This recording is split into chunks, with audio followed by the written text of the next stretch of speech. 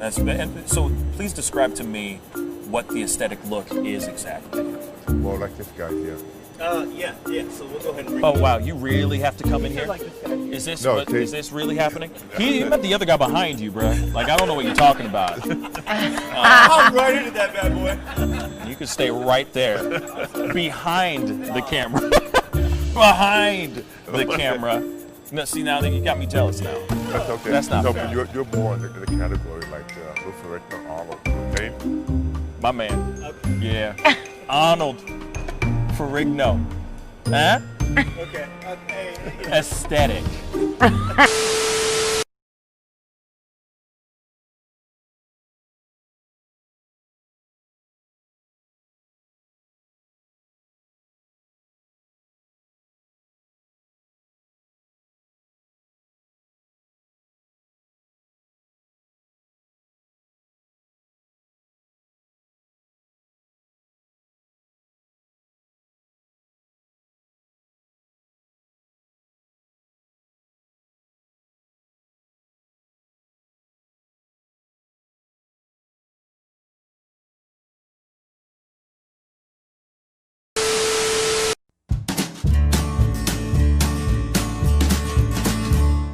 That's great, partner.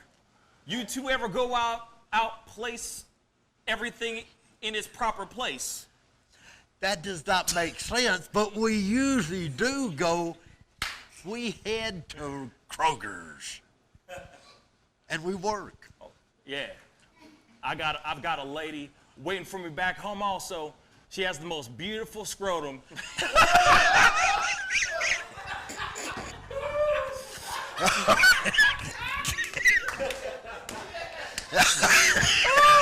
oh God! And when she sings, she sounds just like a puppy dog.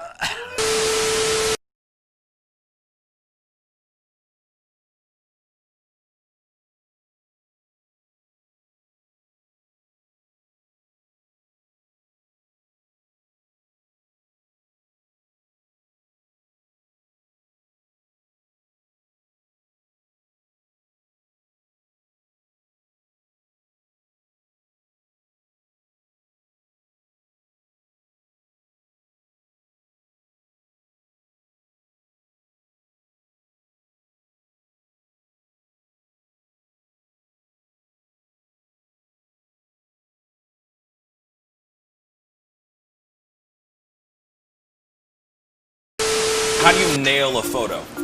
Just gotta get in the mode. You gotta talk with your eyes. Talk with your eyes. Talk with your eyes. You Okay, gotta so have the eyes. can you show me a little bit of something, like to this camera? I would love to know how to do this. I just want to know. Well, how do you do it? Teach me something. You can get the sexy eyes. Then you gotta get the smile. Smile going on some shoes, but. Wait, hold up. I gotta try when it's this time, with when you. it's Hold time on. to laugh, I gotta try this you gotta with think you. of something funny and start laughing. Do it again. Do it again. How do you do it? Teach me.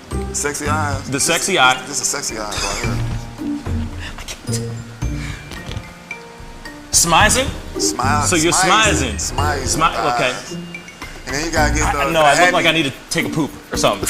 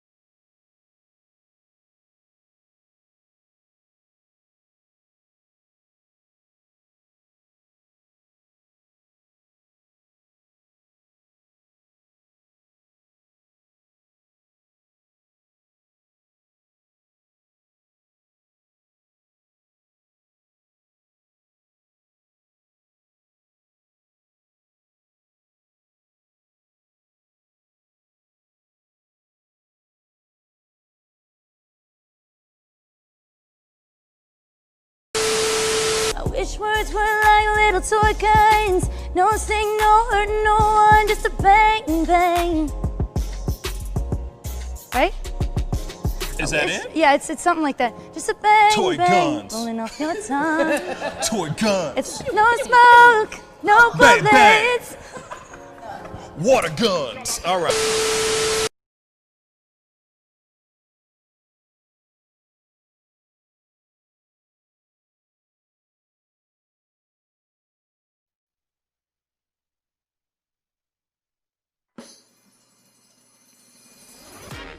Pascal, you are now rocking with that dude Pascal. We be going wild, Haitian in the building, so original. Got the haters catching feelings. Get your hands up to the ceiling and keep them held high. Cause St. Louis isn't ready. Forget about it, goodbye. Hold up, we just saying hi. Five somebody rise up. Weekdays, catch us live. Somebody, let's go. Good morning, everybody, and welcome to the Pascal Show. Yes. Woo! Yes, today is a beautiful Thursday. I hope you guys are having a wonderful Thursday. It is a beautiful morning out where I'm at, where we are at. It is gorgeous outside. So I'm hoping you guys are having a wonderful, beautiful, thriving Thursday. There's a lot to talk about. There's a lot of things that we need to knock out and talk about and all that. And, you know, just want to say I love you guys. And I appreciate everybody who comes in and tunes in and talks about the stuff that we talk about, and sometimes we have to go back and talk about things that we've already talked about before, but that's what it is. You know what I'm saying? Welcome to the news. So there's a lot of things that we're going to talk about, but I'm going to before we get all up in there, I need to, of course, introduce my brothers from another's mothers. Jackie, Buck, and Tommy Boy. What's a guan, my fellas? Good morning. How are you? Man, what's living, going on, man. Tom? It's going. I just learned it's Thursday. Oh, yeah. Up until you said it's a great Thursday today or whatever you just said, I was like, well, it's hump day. No, it's Thursday. Yep. So I've been there before. You know, here's a little funny thing about me. If you don't notice, sometimes in the very beginning of the show, after I go, welcome to the Pascal Show, and I say, oh man, welcome. I hope you guys are having a wonderful. You'll see me flash over. My eyes will flash over to the screen to check what day it is, because sometimes I forget. It's Tuesday. It's like, oh, it's Thursday, thirsty Thursday. Oh, you know what I'm saying? Because sometimes I swear on everything holy, I will swear to God it's Monday. You know what I'm saying? I will feel like it's Monday. You feel me? So yes. Sometimes I got to cheat and look over and go, oh, the Thursday. Da, da, da, da. So anyway. Yeah. So just so you know, I cheat a lot. I got a screen with the time and the date right in front of me and the day. So I'm just like, oh, it's Thursday. Cool. Thirsty Thursday. Num, num, num, num, num. Anyway, but yes, you guys are doing okay. You guys are living, you know? Yeah, man, it's sunny outside. It's not too hot. And so far. Yeah, good day. I'm just, and I'm sitting here enjoying my honey lemon water out of my mason jar. You are loving. You are enjoying. Okay, there it is. Because it disappeared. It keeps disappearing, like it's some scene from Harry Potter or something like that. I got that green Pascal Show Christmas shirt on, and it just kind of disappears with my background a little bit. I'm liking that swag, though. I'm liking that swag. You know. Maybe we can give away some swag this show. I would love to. Actually, I do have. It's funny because I do have this this hat that I'd be more than happy to give away. Brand new hat. You know what I'm saying? Very nice, clean, pretty. You know what I'm saying? One of those 950 snapbacks. You feel me? Because I love snapbacks. That's just me, though. It's a little old school, but I like it a lot. Anyway, so I got this hat that I'd be willing to give away for somebody, if we did a pop quiz hot shot. People call in. You just have to answer one question, and you'll get some free merch, some new drip. You know what I'm saying? I know Malia is very interested because, all the way from Australia, I guarantee you she's interested in this hat. You know what I'm saying? So just saying that out loud. You know what I'm saying? Alicia, what's up? Red Hot Riplets in the house. Oh, Vienna, what is up? Thank you so much for tuning in. Mr. Super, what's up, man? Actually, Mr. Super, I've never known where you are like watching the show from. So please comment down below and let me know. That would really, really mean a lot. And of course, Tanu Vane, what up? What up? You know, good morning, everybody. I appreciate everybody that's in today. This is dope. You know, Mad Henry 10 on Twitch. Thank you so much for watching and being a part of this discussion and being a part of this show. It really, really means a lot. Ooh, Mr. Super is from Valley Forge, Pennsylvania. How you like them apples? Man, we got some East Coast people in here. You know what I'm saying? I would love, hey, Malia, let all your Aussie friends know about this wonderful show called The Pascal Show. Because she just said he can spread the Pascal word down here. There you go. I appreciate that. Thank you. Let everybody and their mamas know about this show. Sorry, caffeine is still kicking in, as you can see. So what I'm planning on doing is a little bit later on in this show, I'll be giving away this gorgeous looking hat. You see what I'm saying? It's very nice, very pretty. All right. All you got to do is when I say the phone lines are open, we're going to do a pop quiz hot shot with the first person who calls. You get the question right, you get some free merch, some dope-tastic, swagalicious swag. Very, very simple. So, anyway, we got to go into some of the news, okay? And of course, you know, before we go into anything heavy, I think we need to talk about something that I find really interesting. Okay, so Mama June. If you don't know who Mama June is, she's the one who, shoot, I'm actually gonna throw this one over to Jack because this one's I find very funny. So Mama June apparently, who's the daughter? What's the daughter's name? Here comes Honey Boo Boo. Honey Boo Boo. So Mama June is the mother of Honey Boo Boo, and if you don't know who she is, I'll be sure to throw up something so that you can see who she is and what she looks like. But she just came out just recently, just breaking news as of the last hour. She just came out saying that she is now addicted to methamphetamines. Jackie Buck, please speak on this. So I guess this actually came out yesterday. So Mama June Shannon now has a new show that's called Mama June Family Crisis. And it's on the We TV reality channel. So, but she opened up about her past and present drug use, including Floricet, which is a pain med for tension headaches, and Xanax. She was also using for anxiety and panic disorders. And then she was dating, I don't know if you guys ever watched that show, but she started dating this one guy, and like people were outraged because, and I think it's why ultimately it got canceled, is because like he was I guess he had either molested children or something, but he was been in jail a whole bunch of times for disorderly conduct and things like that too. And so like he was in the shows that started airing, and people got outraged and wrote in.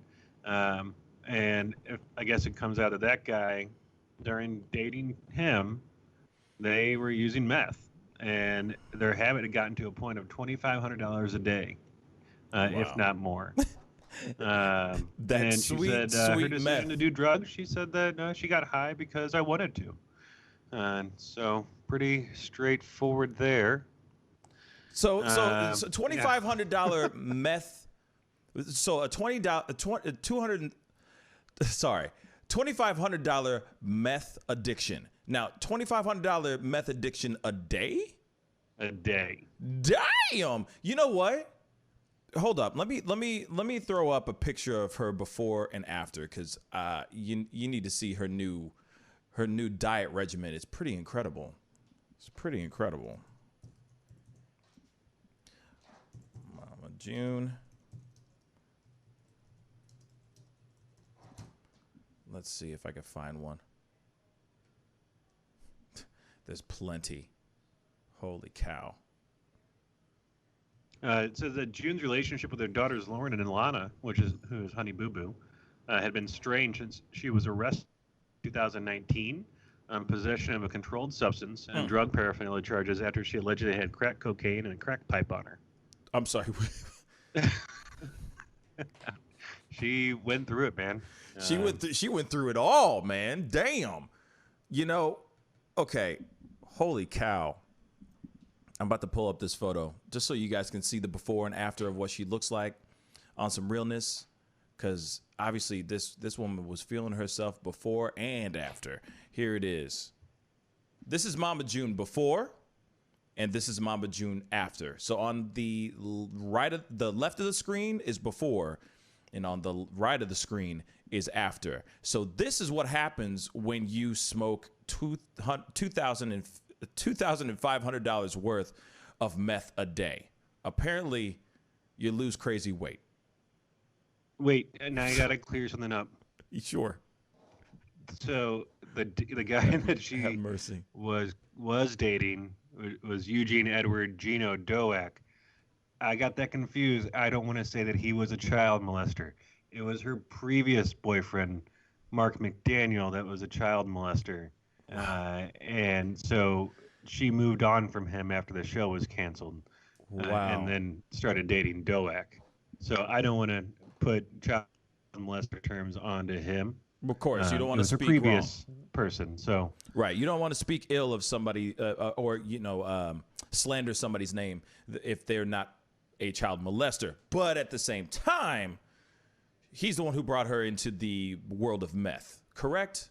It allegedly looks like maybe, yeah, probably. I mean, he was arrested and charged with third-degree domestic violence, possession of a controlled substance, and possession of drug paraphernalia in September. Charged with felonies, and that was down in Alabama. It's just a little much for me. I'm trying to literally wrap my mind around this a little bit because Tanu Vane just asked something that's very true. They said, how does she have teeth and an intact face? And that's very true. It's like, how does she look like she's still on point? But at the same time, she got the monies. So she could do some stuff to make sure her face is looking on point. And of course, maybe her teeth are fake. You never know. You feel me? So you never know what kind of regiment she has outside of her smoking that meth. And also, who says she's smoking the meth? She could be injecting the meth, which is also another way to do it. But your skin would show it, though. Your skin would definitely show it. You know? That's what I think. But at the same time, wow. Mama June, full on meth head. Who would have thought? I mean, talk about being like a child star. Jenny Craig. And then not only having yourself like a lot of child stars have their own personal issues. People don't really often talk about the parents of child stars because they usually are the ones managing the money. Yeah, they're usually in the having background. to make all these decisions and stuff, and right. And so a lot of them go through huge amounts of stress. So I'm sure there's a lot of either drinking or drugs or whatever else, like we talked about it. Someone's got their vice, right? And so it's I don't know. It's pretty interesting to see the choice that she's made, though. But that's a large percentage of the population that is facing addiction right now. So hopefully she finds a clean life and way back to finding a normal life, I guess. Yeah, I mean, well, the fact that she first, what is it?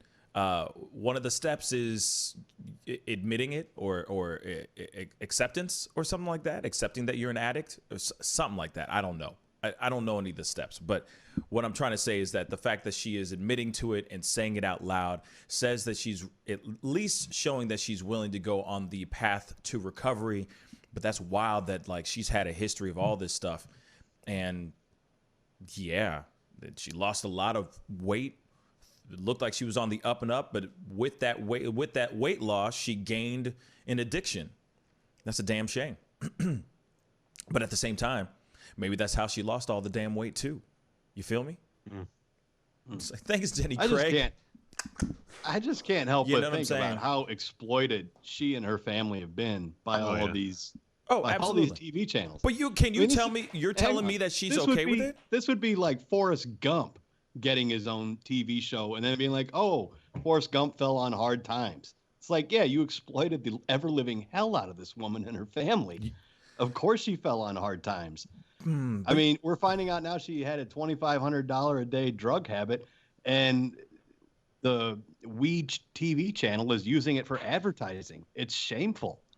And keep in mind where she got her start was on the Learning Channel. I mean, talk about the dumbing down of America. They put that on the Learning Channel, right? But pure exploitation porn. But at the same time, look at her, man. She ain't tripping about it. She's making her money. She's raking in that dough. I don't think for one moment she has ever thought, maybe until just now, but before that, she wasn't complaining about it. She's like, oh, we're on a hit show. My daughter's getting, Honey Boo Boo is a household name.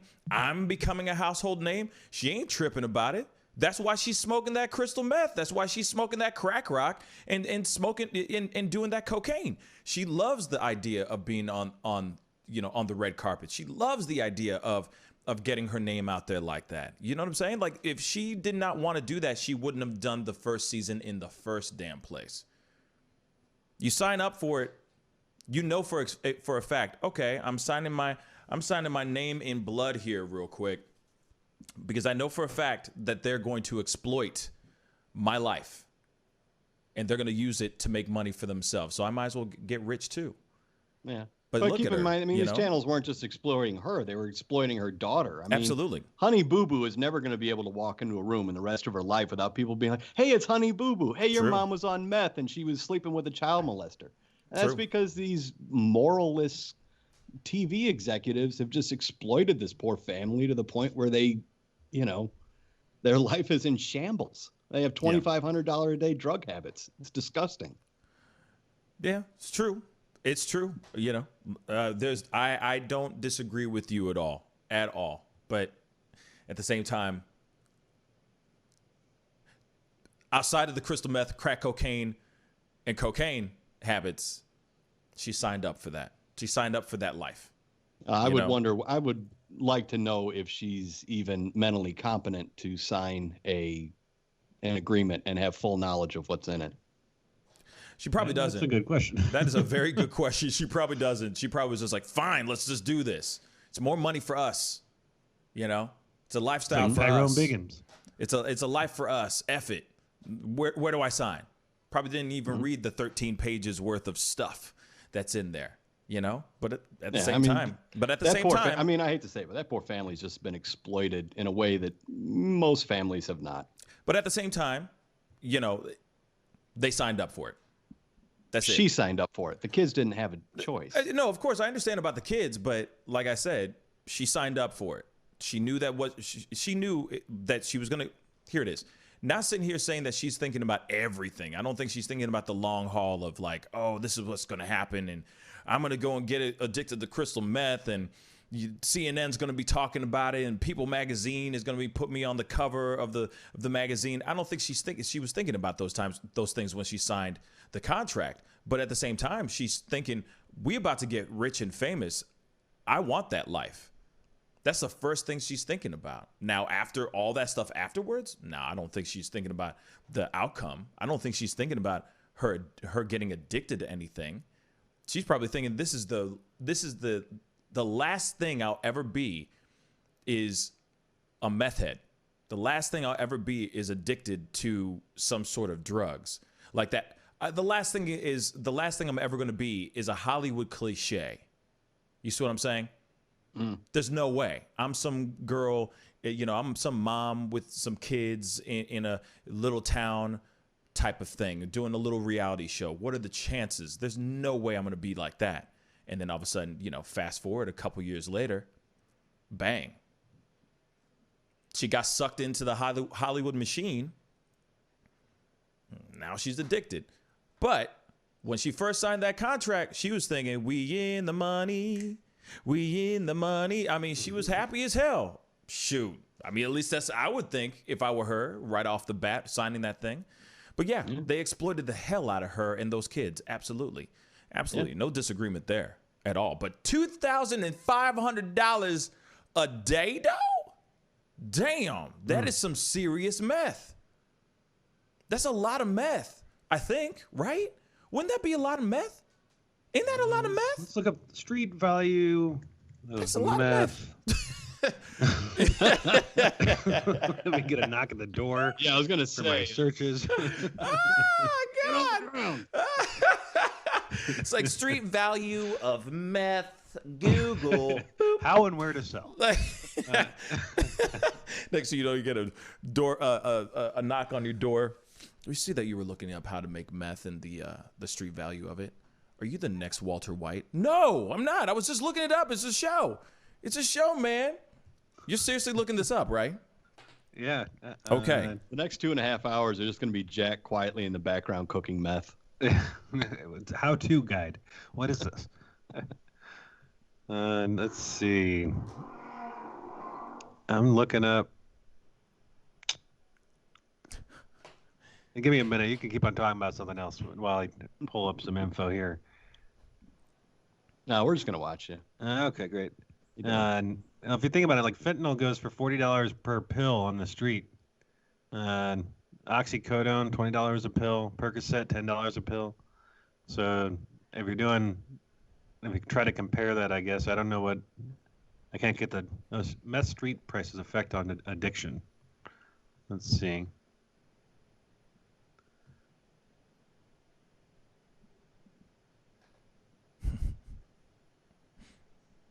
Anyway. I can't find anything directly. No worries. I guess there's not that much information out there about it. No worries. It's fine. You know, let's move on to the next thing because obviously it's fine. It's just interesting. Oh wait, here a single hit of meth costs about $5 if that's 100% pure. Wow. So you got to think that if there's two of them, and so it ranges from $3 to $500 per gram, and it hits about. Most hits cost about $5. A gram contains about 4 hits. Nuts.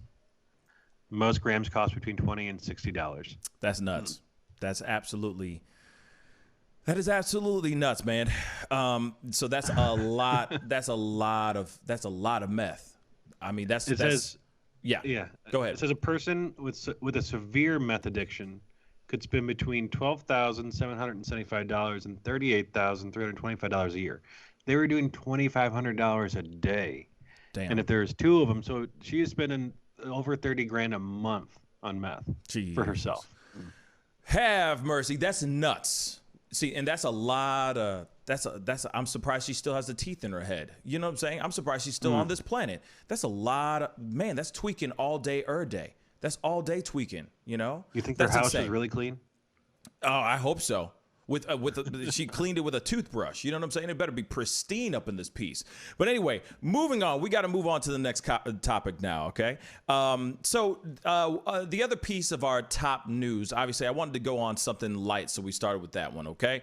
Next one is, well, the former officer in Atlanta that shot and killed Rayshard Brooks is now being charged with felony murder. So that's breaking news as of last night. And Tommy Boy, let's speak on it. Yeah, this came out of Atlanta yesterday. Garrett Rolfe, the officer who shot Brooks and was dismissed the next day after surveillance video revealed his conduct in the incident, was charged with 11 criminal counts, including felony murder, assault with a deadly weapon, and violating his oath of office. He faces the possibility of life in prison or the death penalty, even if convicted. I'll believe that when I see it. Right. Then Devin Brosnan, 26, the other officer on the scene, was charged with aggravated assault and violations of his oath of office. Brosnan was placed on administrative duty after the shooting, has given statements to investigators supporting the charges against Rolfe, and will cooperate with prosecutors. Yeah, because Brosnan was hella fast with it. He was like, yep, I'm going to testify against my partner. It's fine. So he obviously got some sort of deal. He worked out some sort of deal for sure. But can we go in and dive in a little bit into felony murder?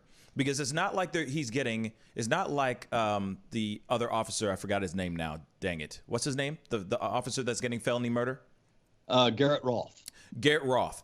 Okay, so Garrett Roth is being charged with felony murder. Now, it's not like he's getting first degree, second degree, or third degree murder. It's not like he's getting some sort of like involuntary manslaughter. He's getting charged with felony murder. So what does felony murder mean exactly? Felony murder. This would be a time where we could have on one of our lawyer friends. Well, the thing is okay, I looked it up. Now, from my understanding, it is something along the lines of, and this doesn't make sense to me at all, but if because I looked it up, and from my understanding is if someone is murdered, but it's unintentional, but you, for example, like they said, if say A and B, there's A, B, and C guys, right? Going in to rob or burglarize a home. And say C is in the car waiting for A and B. A and B go in to rob the place and only to find out that they rob a place with somebody in it. So all of a sudden B shoots the actual owner of the home and kills him. Now, the B would obviously get charged with second, first, or third degree murder, but A and C, even the man who's in the car, can be charged with felony murder just because they are a part of said murder. So that's from my understanding of felony murder, which still does not make any sense to me. So for example, if Ralph goes off, runs after him, shoots him in the back. Obviously, from what they're saying, he had no intention of killing this man. Therefore, he's getting felony murder. That's what he's getting charged with. But he could still be sentenced up to life in prison. Why isn't it second or third degree murder? Why is it felony murder? Do you see what I'm saying? Okay. Jack. So felony murder, depending on the state, the felony murder doctrine can reach very broadly. It's typically used when defendants are either a police officer or a bystander that causes the death. The death occurs during a defendant's escape or attempted escape, or the person who dies is an accomplice. Because intent isn't an element of felony murder, some defenses available in regular murder cases, such as self-defense, may not be allowed in felony murder cases. The felony murder rule is widely criticized because it can lead to murder charges for people with little or no involvement in the death. For example, someone who simply drove the getaway car, like you mentioned. Right. Many Western countries have abolished the doctrine. There are also a number of online petitions to abolish it in the U.S. A lot of the states have limited the rule's application, either by statute or court decision, to prevent unfair or absurd results. But in this case, it seems like it fits, even if he didn't have the intent of killing him, but the way that he acted and like how he went about getting to that point, committed a felony, I guess a dereliction of duty. Is that a felony? I don't know what felony he was committing that they're attaching to it, because there has to be an underlying felony that has been committed. Mm-hmm. So maybe, yeah, but it's maybe it's the pure. It seems like they were using that because then there's no intent that has to be used. Well, maybe it's the pure fact. He's more likely to be charged. Maybe it's the pure fact that he shot the man in the back. Maybe it's just that. Maybe it's the fact that he shot the man in the back, and that's it. Maybe that's why he's getting the felony charge. Maybe that's why he's getting felony murder, because he didn't need to shoot the man in the back. That's what I personally think. So that's why he's getting felony murder, or that's why he's getting charged with felony murder alongside 11 other charges that he's getting charged with as well. I mean, he's got 11 charges on top of just felony murder. So here's the thing. This is my theory. My theory is this. They're going to bring him into court. They're going to say felony murder alongside all the multitude of other felonies or other charges that he's being charged with. And they're not going to charge him with felony murder at all. He'll get something. One of those 11, one of those 12, sorry. But he's not going to get felony murder. I think what's going to happen is they give him that to cool the sails, to calm the flames that are going on in Atlanta. And then when finally they go into court, which could be immediate or could be a while from now, they'll go, okay, he's found guilty for something, but he's going to still walk. That's what I think. They put felony murder on him to keep the public at bay, to keep the mob or keep the protesters and the angry mob at bay. That's my personal theory on it. What do you guys think? And I mean, the city was like, yeah, act fast, act quickly. Let's go arrest him. Let's charge him. Because if they were kind of mimicking what happened in Minneapolis, they are looking and they saw, okay, maybe some of the protests died down after a charge has been put down. But I don't know if they did really. Maybe some of the violent protests at night did. But yeah. I mean, let's keep it straight funky. You know for a fact that they're going, hey, okay, let's give him something. Let's give him something. Because if we just say, oh, he's getting all these other little charges, they're going to go, no, you murdered this man. A large majority of people are saying you murdered this man. And if they didn't do that, angry mob would have burned even more things down other than just a Wendy's. So it's like, all right, we're going to give him that. But then other questions pop up with the other officer that's sitting here saying that he's willing to testify against his partner. What is that all about? It's like things that make you go, for real. Things that make you go, Because it's like, why would the other officer, and I'm forgetting the officer's name now, I feel bad. What's his name? Devin Brosnan. Brosnan. Why would Officer Brosnan go, hey, I'm willing to go speak against my own partner? My own partner. That says a lot. So it makes you wonder, why is this why would he go out of his way unless he's getting some sort of deal? He's not the one who pulled the trigger at all. So why would he want to go against? Why would he want to testify against his own partner? That's heavy. Testifying against your own partner? Y'all are like, you know what I'm saying? You always got his six. This is the dude that's probably you've eaten many meals with. You break bread with this dude. You know what I'm saying? The blood, sweat, and tears, and you've always had his back type of thing, and now you're going to go and testify against him? That's heavy, man. It makes you wonder, why, though? Why? So, I mean, he got charged with aggravated assault, and they said that, and there's a video that shows that he stood on his shoulder. So, like, that's outside of, like, the way you're supposed to detain somebody. And so maybe he saw that he was going to be charged too. Either he's taking that route of, I truly am a good cop, and, I didn't want that to happen, and maybe he knew something about the other officer, because there is stuff coming out saying that he was covering up a previous encounter from 2014 or 2015. So I'll have to look that up. But I don't know, it's or it's the other way, or he sees that he's going to be in trouble too, and he wants to make a plea deal, and he's like, yeah, oh no, I'll testify, no problem. I told him not to do it, Yeah. Like, I'm not going to jail, because he could go to jail for 20 years. His Brosnan. Yeah. Brosnan can go to jail for 20 years. Yep. That's crazy. But here's the thing. All right, then let me ask this.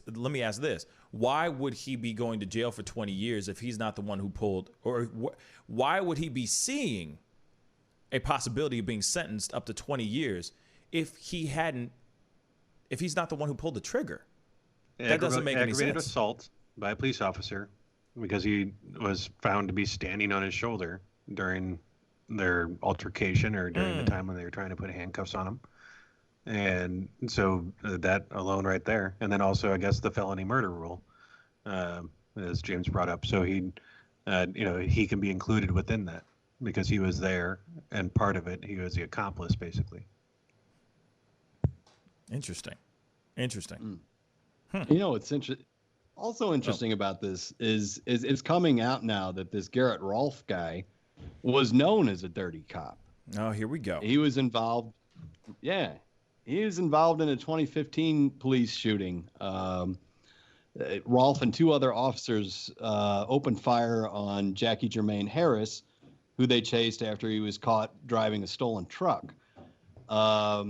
Harris rammed a police vehicle, and officers shot him several times in the truck, which, if you're getting rammed by a car, maybe that is a reasonable use of force. Problem is, none of those police officers in that case reported that they shot him. That was not in the police report that any officers shot him. They shot him. He lived, thankfully, and he has a collapsed lung. But the judge in that case, Judge Doris L. Downs, during the 2016 court hearing, called the case a disaster and the wildest thing she'd ever seen in her 34 years. She said none of the police in the report, none of the police put in the report that they shot the man. None of them. Wow. And they sent him to Grady Memorial Hospital with collapsed lungs and everything, and the report doesn't mention it. So this judge was saying in her 30, and this is before all this happened. This was in 2016. Judge Doris Downs said it was the craziest case she'd ever seen of just corrupt police behavior. Wow. And what's funny, too, is just to add on to what happened in Rayshard's case, or Rayshard's murder, is that as soon as he shot him and he fell to the ground, you hear him saying, I got him. Yep. After he had shot him and he fell to the ground. And so and so to me, that's really some crazy stuff. And so yeah, it sounds like a dirty cop to me, for real. That's just what I think. For sure is. I mean, at least according to this Judge Doris Downs, who had already been a judge for 34 years, to say it's the craziest thing she's ever seen. And yet this man was still able to go back out there in active duty, to go out there and be met face to face with a man who he shot twice in the back. Shot 3 times, actually. Shot 3 times. So then it's like felony murder. You pulled out your gun and you pulled the trigger 3 different times. You clearly were not only trying to put this man, you were not only trying to slow this man down, you were literally trying to put him out. You were literally trying to take his lights out. Period. 3 times? 3 times and 2 of them hit his body? You clearly were trying to kill this man. Clearly. Now, I got a comment here. Gary O'Neill said, I would like to see the death penalty, eye for an eye. But it probably won't turn out that way. And I agree. I mean, I don't know about the death penalty. You shoot somebody in the back. I don't know what the confines are within the death penalty type of thing. But most definitely what he did was, it was murder. I don't care. It was murder. You shouldn't have shot that man in the back. In the back, holding the taser. Nah. But unfortunately, it won't turn out that way at all. So, but at the same time, Georgia only has lethal injection as a death penalty. Oh, okay. But at the same time, Brosnan, I keep on saying Donovan, Brosnan most definitely has some stuff on him. Most definitely. I'm sure that there were some things like James just said in a comment. There was probably some comments, racist comments in the car while they're on patrol sometimes, that type of thing. You never know. So Brosnan probably has a lot of dirt on Rolfe. And if Rolfe has had a history of doing this before, yeah, of course he's going to do it again. It's only a matter of time, which is sad because you got Derek Chauvin out here who's had a laundry list of BS. Yet he was still back out in active duty. Now you got Rolfe, same story. Not same story, not a laundry list, but still he's got a history of it. Of course he's going to do something again. It's only a matter of time. These are the things that need to stop happening. Cops like this do not need to be on the streets, period. So I guess we're going to find out. It's crazy. So can I ask you a question about Shoot. This one cop is willing to go against the other cop and like kind of lay out all this stuff. Is that considered snitching? Hell yeah. Yeah. It's still like, because you got to remember, those boys bleed blue. There is no race there. You either are blue or you're not. You are part of a tribe. You are part of a clique. You are part of a crew, a group. You lay down your life on the line every day for your brother or your sister. As soon as you start snitching, as soon as you go, nope, I'm testifying against him, man, that's a snitch. On their end. I'm not sitting here saying on their end. I'm not saying a snitch. Shoot, hey, bruh, Brosnan, please snitch all day long. Thank you. But I'm saying in regards to that perspective, on the cops, when you step over to the blue line, hell yeah, they're going, you're a snitch. He better quit. I don't think he has to worry about what you were just asking, Jack. I'm sorry. I was still trying to finish my thought. Like, what were you saying? Sorry.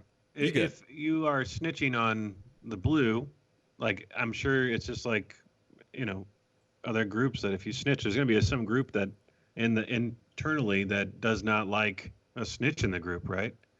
So, like, do you think there'll be any blowback? Do you think that he'll need to go into witness protection? Do you think that he'll have any of that type of concerns, I guess? Honestly, I think personally he's going to be okay, given the climate things are right now, how things are and how things are changing right now. I don't think he's going to be. Yeah, I think he's going to get a lot of flack. I think he needs to quit. I think he needs to resign, put down his shield, for sure, absolutely. But I don't think he's going to have to go into witness protection. Nah, there's too many people that are for police reform. There's too many people that would be by his side for him to actually testify against his own partner. There's a lot of people that would embrace that. He ain't no Tekashi 6ix9ine. Let's just say that. Yeah. You see what I'm saying? Tekashi ain't ish. I'm surprised he ain't in a ditch, because snitches get stitches and end up in ditches. But in this situation, nah, I think that he would be embraced. But with his people, his police, with the boys in blue, not so much. But I don't think they're going to do anything to him. You know what I'm saying? Yeah. I mean, kind of that's, like a that's poster what I boy. think. Yeah. Because it's like, hey, if your partner is not doing right, like, do like this officer did. Yeah. I mean, he might be, used in the media to be presented that way too. Yeah. Right. So, yeah, and that's the thing. I mean, obviously, we're going to see what happens as time goes on, as things develop. One of the things that I would love to see is on the Derek Chauvin, George Floyd case, I would love to see more cops coming up and testifying against Derek Chauvin, testifying on behalf of George Floyd. I'd love to see that on that end too. Only time will tell, though. Only time will tell, because I don't know. I mean, that man thought he was untouchable for a long-ass time, bruh. Long-ass time. So we'll see what happens in the upcoming weeks and months here, for sure. Anyway, let's move on to the next conversation. And, of course, comment down below. Let us know what you think. It's interesting because, real quick, side note, I guess people are talking about the Green Bay Packers. I'm seeing a lot of Packers going on. What the hell? I don't know what's going on, but they're talking about some Green Bay Packers-ish. I don't know what's going on. Real talk. But seriously, they're talking about stocks in Green Bay Packers, and Packers are owned by shareholders. I don't know. Anyway, I think this is an argument about what I kind of was paying half attention to it. I think they're arguing over whether the Packers are a Marxist organization. Oh, I'll leave it to you to guess who started that conversation. Yeah, no. Yeah, no, and that's totally fine. Let that conversation keep boiling down below. That is totally fine. That's interesting. Anyway, so moving on. Danny Masterson, the man, Danny Masterson. He was an actor. He was known for being an actor on the hit sitcom That 70s Show. Has now been charged with rape. Tommy boy, let's speak about that. That's crazy, man. Yeah, Danny Masterson, who's on That 70s Show, was charged with the rapes of 3 women in the early 2000s, Los Angeles prosecutors said yesterday. It was a culmination of a 3-year investigation that resulted in a rare arrest of a famous Hollywood figure in the Me Too era. The 3 counts of rapes by force or fear against Masterson were filed Tuesday, and an arrest warrant was issued. Masterson, 44, was arrested late Wednesday morning. Jail records show he was released a few hours later after posting bond and is scheduled to be arraigned September 18th. What's funny to me is that there has been stories about him taking advantage of women. And now the fact that this is coming out now, I think it's interesting that it's coming out now. Didn't come out back then. Didn't come out during the Me Too, it didn't come out when the Me Too movement was heavy at that time. Didn't come out then. It's coming out now. And I'm wondering, what's up with that? I'm wondering why, Well, I think, and I could be wrong, but I think some of these allegations were mentioned when the Me Too movement started. It's just for the charges to be put against him didn't come out until now. I guess Los Angeles was putting together their investigation. So I do remember seeing something about him possibly being a rapist back when Me Too was happening, but I guess it took Los Angeles this long to put the case together. So he was arrested yesterday at 11:30, and he got out at 3 p.m. His bail was $3.3 million. How much was Derek Chauvin's bail? Like 1.5? 1.5. So this is 20-year rape allegations versus killing a man. Man. I don't understand why there's such a drastic difference in that bail set. It's all warped. I mean, in fairness, I will say maybe for the judge's sake, Danny Masterson probably has a larger net worth than Derek Chauvin. So it's probably about how likely you are to meet that bail. Gotcha. That would be my guess. Just playing devil's advocate in the judge's favor. Yeah. Okay. He's most definitely making money off of That 70s Show. I mean, he doesn't have to work ever again. His kids will have money because of the residual money that he makes off of That 70s Show. I mean, that stuff it's still syndicated to this day everywhere. It's streaming on all types of sites and all that too. So, I get that. Yeah, for sure. But at the same time, they should have the bail, should have been if not more on Derek Chauvin. That's what I personally think too. Yeah. So, make sure he couldn't leave that prison. That's what I think. Put him through hell. But that's just me. Danny Masterson, though, real talk. He was accused of raping a 23-year-old between January and December 2001, allegedly raped a 28-year-old woman in April 2003, and a 23-year-old woman sometime between October and December of that year. And he has said that, he's been saying that, there's no merit to these since the beginning, that these were looked into 15 years ago. From day one, I've denied the outrageous allegations against me. Law enforcement investigated these claims more than 15 years ago and determined them to be without merit. I've never been charged with a crime, let alone convicted of one. In this country, you're presumed innocent until proven guilty. However, in the current climate, it seems if you're presumed guilty the moment you are accused, or that you are presumed guilty the moment you are accused. Oh, yeah. So, What's weird? What I also want to know is he's married to Bijou Phillips, and I'm very curious to. And she's another kind of known actress, I guess, from the 90s too, and I'm curious as to what she has to say about this too, because out of nowhere they're saying he's getting arrested for 3 separate allegations, 3 separate incidences that he between 2001 and 2003. That's a lot. And I'm sure she knew him back then. I'm sure she knew when she was dating him before they got married about all these accusations as well. Because like I said, I've heard about these accusations for a long time. I've heard about this for a while.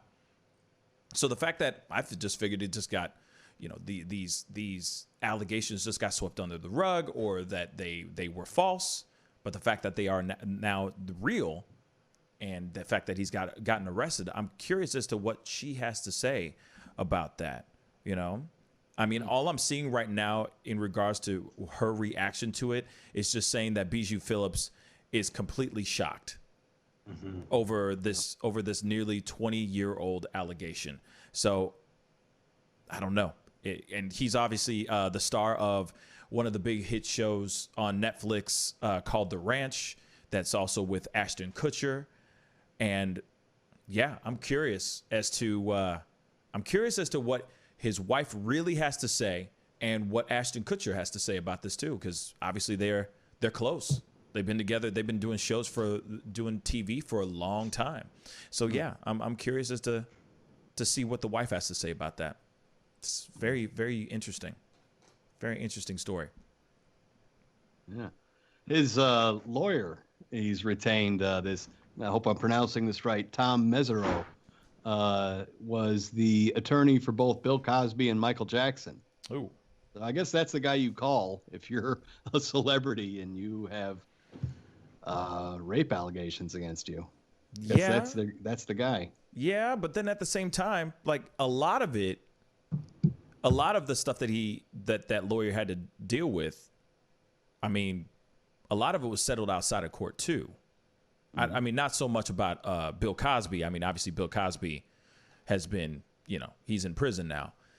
So I don't know if he's the right kind of lawyer to have on your team. You know what I'm saying? Michael Jackson is still, to this day, everyone still thinks he's a child molester. So, he did, and a lot of things were settled outside of court. He never was found guilty, but a lot of it was settled outside of court. Same thing with Bill Cosby, except then they all came out, all 80 plus women that came out against him, found guilty. So I don't know if he's the right kind of lawyer. If you want to get set free, I don't know if he's the right kind of lawyer. That's just my personal opinion. You have a point there. Yep. See what I'm saying? Yep. Or at this point, it's like, where's the Johnny Cochrans of our generation, of this generation? That's who he needs. That's who he needs for sure. But anyway, we're gonna go into a quick commercial break. We will be right back. There is a fourth man that has been found.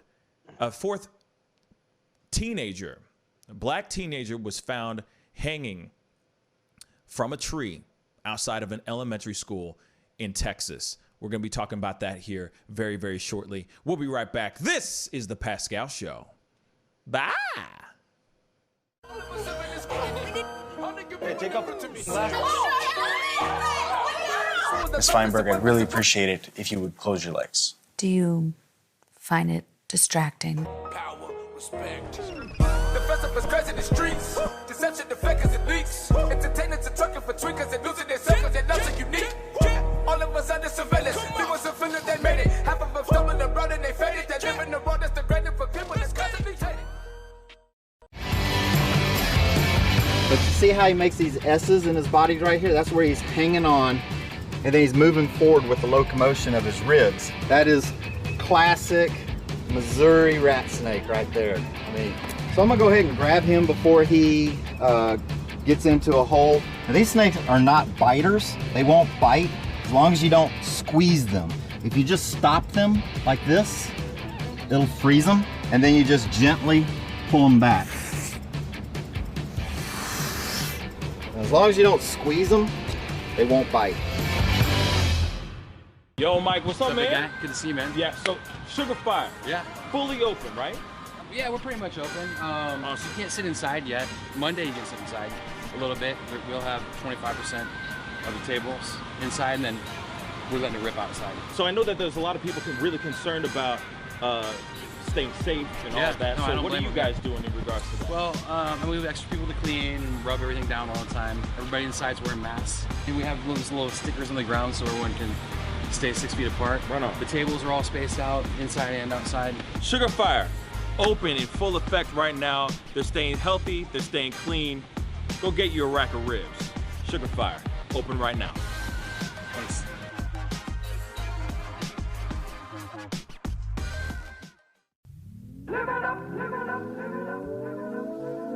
The Fur and Leather Center, providing the highest of fur and leather goods.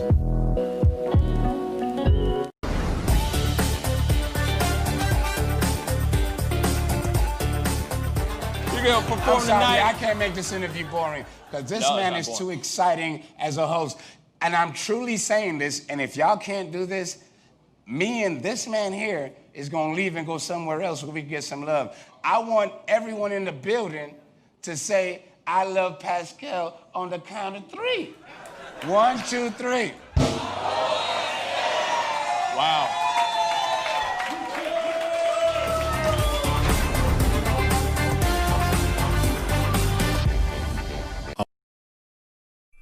Homeowners and property managers, if you're looking for effective and humane ways to remove wild animals and deal with the damage that they have caused, we have good news for you. Introducing Wildlife Command Center, a professional nuisance wildlife management company specializing in providing animal removal for residential, industrial, and commercial clients. We are the only wildlife company that checks 70 different areas on a structure to determine the answers to the following questions. Exactly which animal are we dealing with? How is the animal getting inside the home? What kind of damage is the animal doing to the structure? Once we get the answers to all of these questions, we develop and write up an action plan to resolve the animal issue completely and provide a quote to implement that action plan. We perform a very in-depth 70-point wildlife inspection. From visually inspecting the highest point, the chimney, to physically crawling inside the attic space and looking for animals, chewed wires, fecal matter, chewed structural wood. We inspect everything. Our inspection process covers all of the following 70 points: animal-proof chimney cap, roof ridge vents, roof to soffit junctions, dormer fascia, attic gable vents, gutter lines, fascia trim, garage door, utility penetrations, water, gas, electric, and cable, bathroom vents, attic roof ridge vents, attic electrical, wiring, junctions, boxes, and lighting, concrete decks, additions, wooden crawl spaces, basement plumbing, penetrations, ceiling, floor, and wall. Wildlife Command Center's mission is to deliver the finest quality wildlife removal and pest control service that is safe for the environment. For more information, call us now.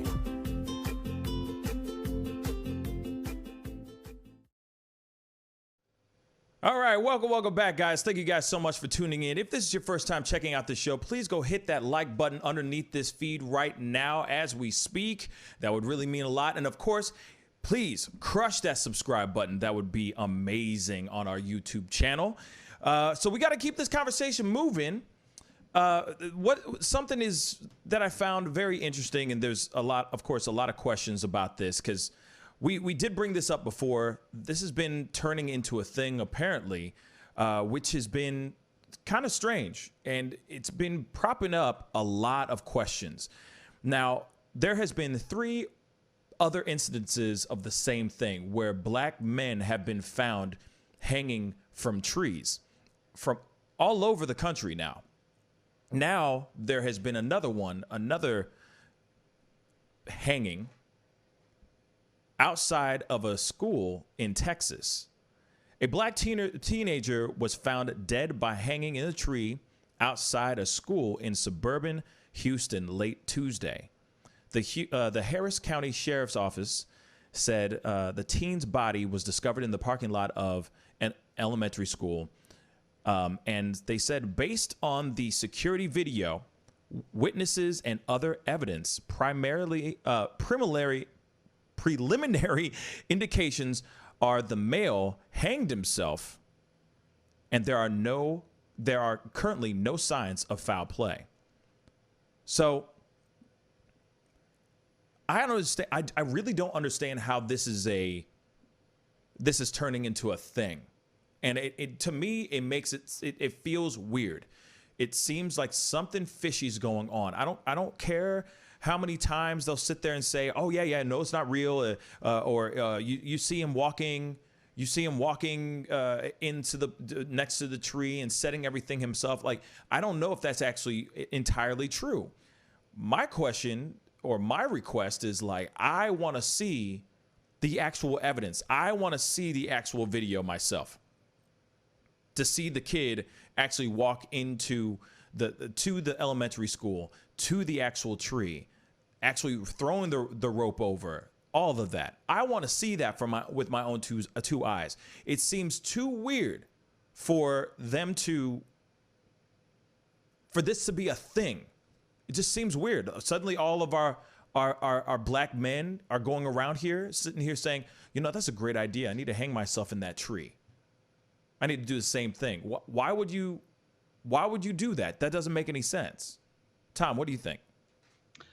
I don't want to see the video. I don't want to see a teenager hang himself. No, hold up. But what I'm trying to say is not. No, I'm saying the things that lead up to the hanging. I want to see the actual video of the things that led up to the hanging. I don't want to see nobody killing themselves. I'm not some sadist, crazy son of a gun. I'm talking about, I want to see the time that he walks up to the place. I want to see the people, if there are people there. I want to see if there's a chair. I want to see if there's I want to see him setting everything up his own damn self. It just doesn't make any sense for him to just be there by himself doing something that I feel like that no one would be do. It just doesn't seem, how is this a fad? It seems like it's a thing now. It's trending in a way. This doesn't make sense to me. Yeah.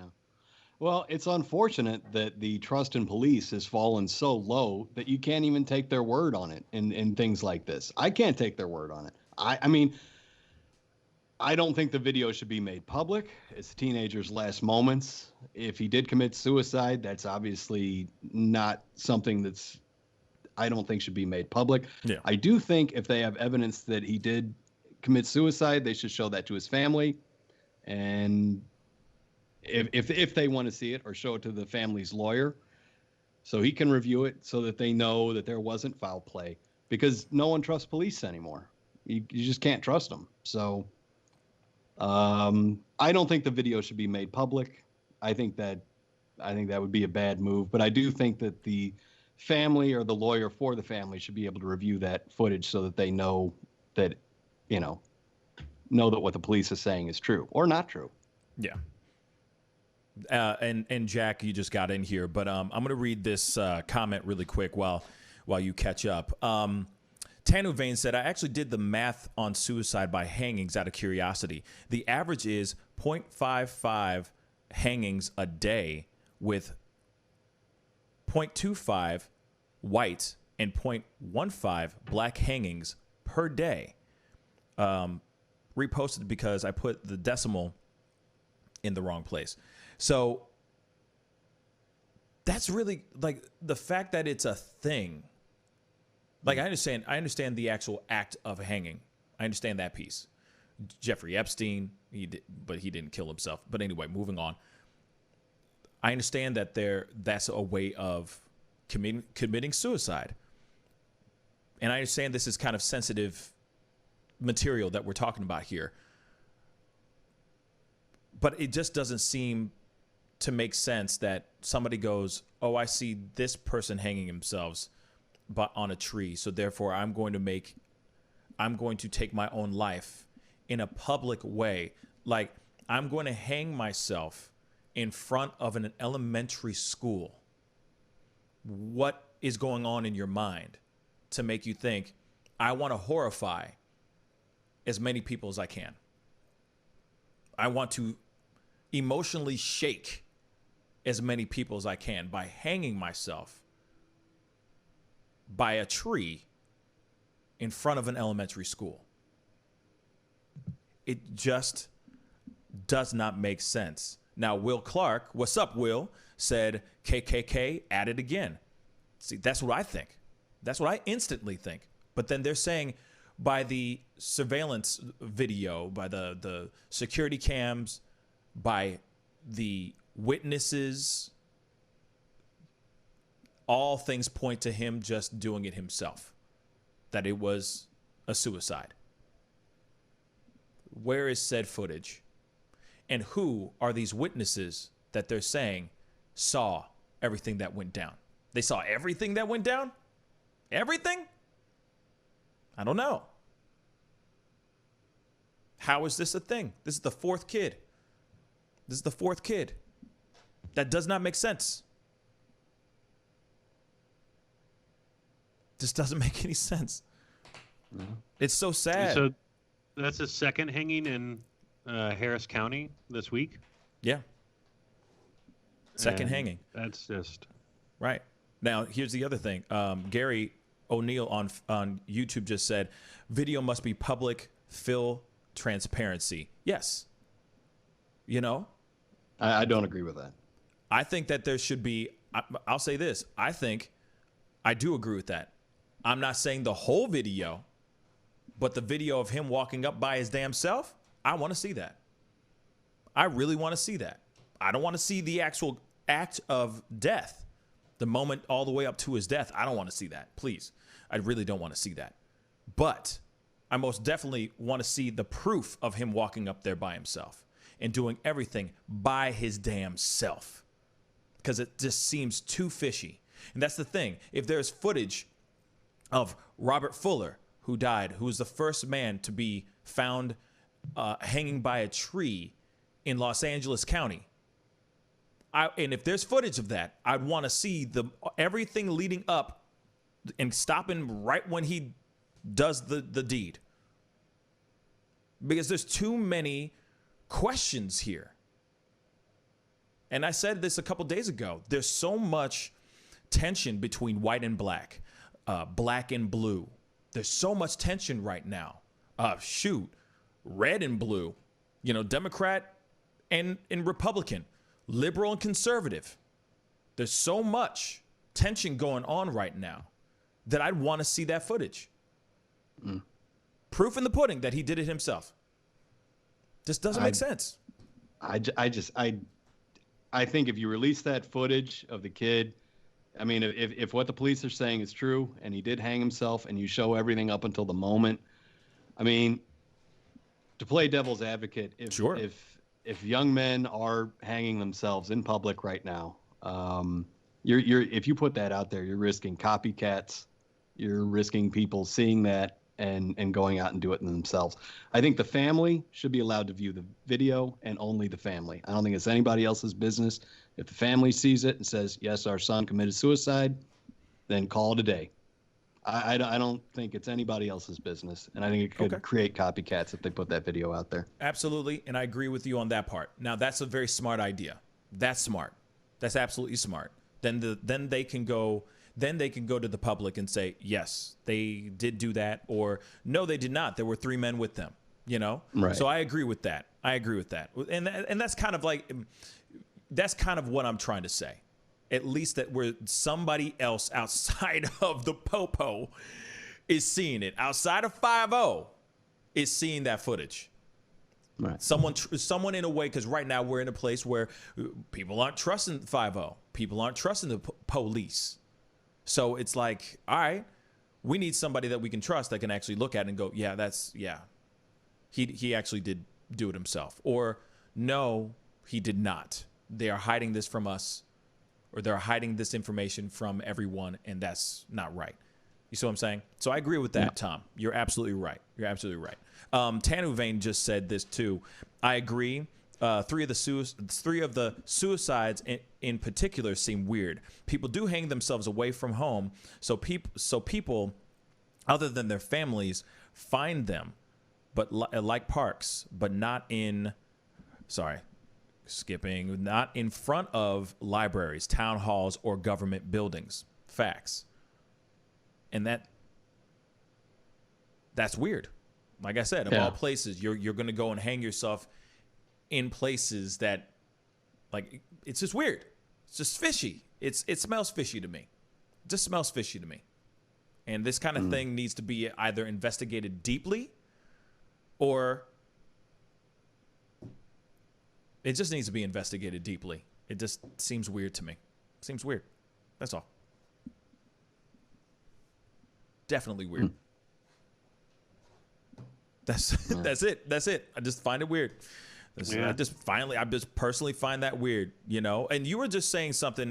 We were just talking about this before the show started, and you were talking about so Robert Fuller is also another gentleman that was found hanging from a tree in LA County. The guy I just mentioned just a second ago.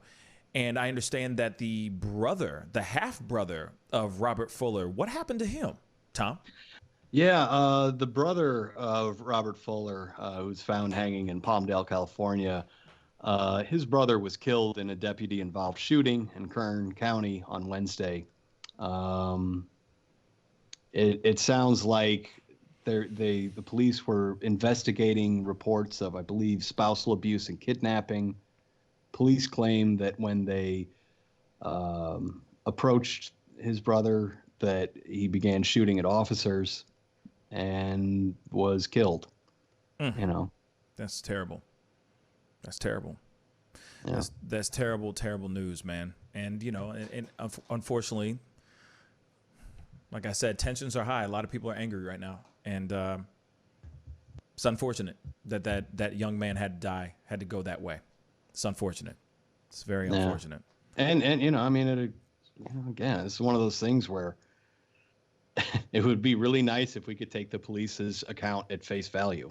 Yes. You know, but that's just not anything we can really do anymore. Yeah. I mean, I'm sure there'll be security camera footage and all that kind of stuff that comes out, but right. You know, that I even have to read this story and be like, well, that's what the police say. Yeah. It's like, great. Yeah. It's but yeah, very sad for that family. Yeah, it's some tough times for sure. And you know, our thoughts and prayers go out to all the families that are being affected by these, I'm sorry to say it, but random hangings, these random suicides, these questionable suicides. But we got to move into the next conversation, and I'm sure this will make a lot of other people that are listening to the show and watching the show a little bit happier, because it's kind of in the alley of what they're, you know, it's a little bit more on the political side. Trump has been trying to stop this gentleman, John Bolton, from putting out a book. There's a book that's about to drop, y'all. Sunday, if I'm correct. Sunday. John Bolton is writing a tell-all book that is basically showing a withering behind-the-scenes portrayal of President Donald Trump. Tommy boy, what is going on with this ish? Real talk. Yeah, this is a long simmering dispute between former National Security Advisor John Bolton and President Trump. Apparently, the two really clashed from day one. John Bolton, for those of you who don't know, is a longtime political wonk. He's been an advisor to Bush. He was one of the architects of the Iraq invasion. So, you know, already a lightning rod for controversy, John Bolton. But he has this book coming out on Sunday. It's called The Room, Where It Happened, a White House Memoir. Bolton claims that Trump has explicitly been seeking Chinese President Xi Jinping's help to win re-election. He claims that he told Xi Jinping that building the concentration camps, the detention facilities for the Uighurs there. Uighurs are the Muslim minority that lives in kind of Western China. Wow. They have these re-education facilities over in China where they're basically trying to change the culture of the Uighurs. No.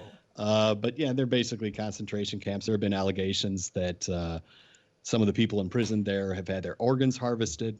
Mm-hmm. But Trump Trump basically gave the okay on those concentration facilities, if you're to believe John Bolton. So there's a lot of less than flattering things that are in this book that the White House obviously does not want to see the light of day. But details are starting to leak out because he's doing interviews. Right. He did one, John Bolton, I believe he did one with ABC News and one with Washington Post. Which we do have a video here, so I'm going to be clicking and showing that here very, very shortly. Why don't you give us a little heads up on what we're about to look at here? Oh, yeah. This is from the interview that John Bolton did on ABC News, World News Tonight. He's basically talking about how ignorant Trump is on foreign policy and how Putin is just loving the fact that Trump is president because he can just play him like, well, he says play him like a fiddle. Exactly. Yeah. Playing him like a fiddle. Here is the a snippet of the video or of the interview. Here we go. We're going to turn now to that ABC News exclusive tonight. Martha Raddatz landing the first interview with President Trump's former national security advisor, John Bolton. His new book is due out next week. The White House is now suing to stop it. Tonight here, the first details from the book now emerging. Bolton claiming the president asked China's president for help with his re-election. Tonight you will hear what Bolton believes Vladimir Putin thinks about President Trump and what Bolton revealed about holding security aid from Ukraine. And why did Bolton wait to reveal it now? Here's Martha Raddatz tonight.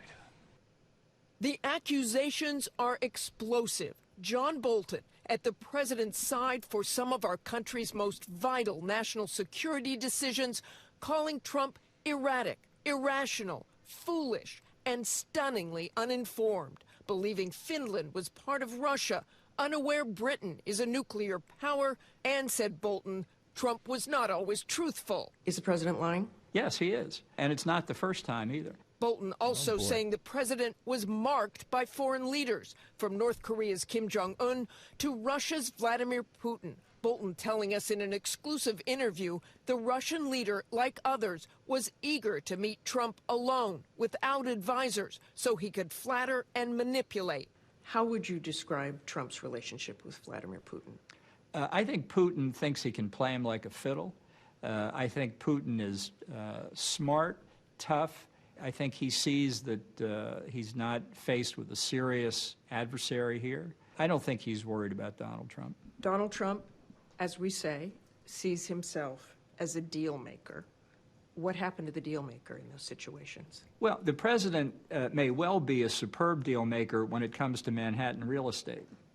Dealing with arms limitation treaties on strategic weapons, dealing in many, many other international security issues are things far removed from his life experience. When you're dealing with somebody like Putin, who has made his life understanding Russia's strategic position in the world, against Donald Trump, who doesn't enjoy reading about these issues or learning about them, it's a very difficult position for America to be in. Bolton was criticized for not testifying during the president's impeachment last year, saying now it was because the focus was too narrow and politicized, and that Congress should have investigated Trump for additional possible impeachable offenses, charging that Trump attempted to intervene in criminal probes with foreign adversaries as personal favors to dictators he liked. In his new book, out June 23rd, and in our interview,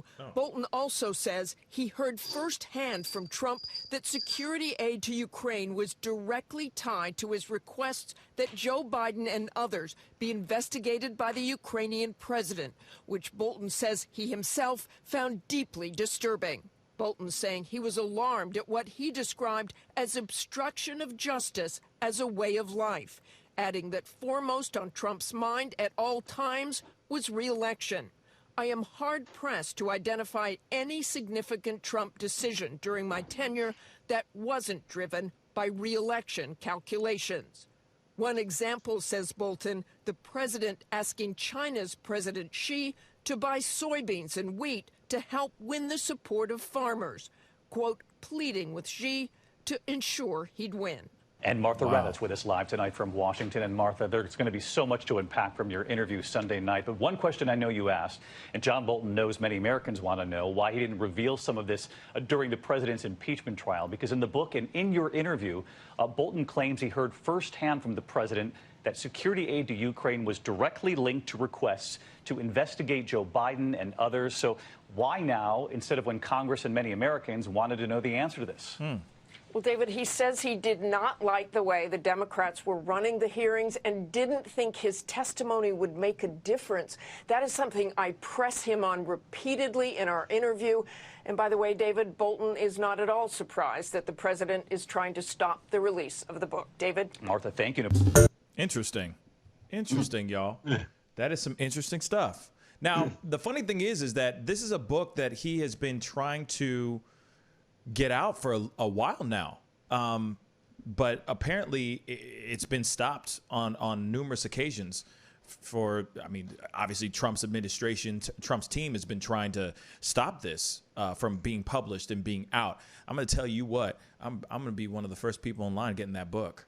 Real talk. No, I'm being straight funky with y'all. I will go and I will read that book. I thought it was coming out this Sunday because I heard Sunday for a while, but it's coming out on Tuesday.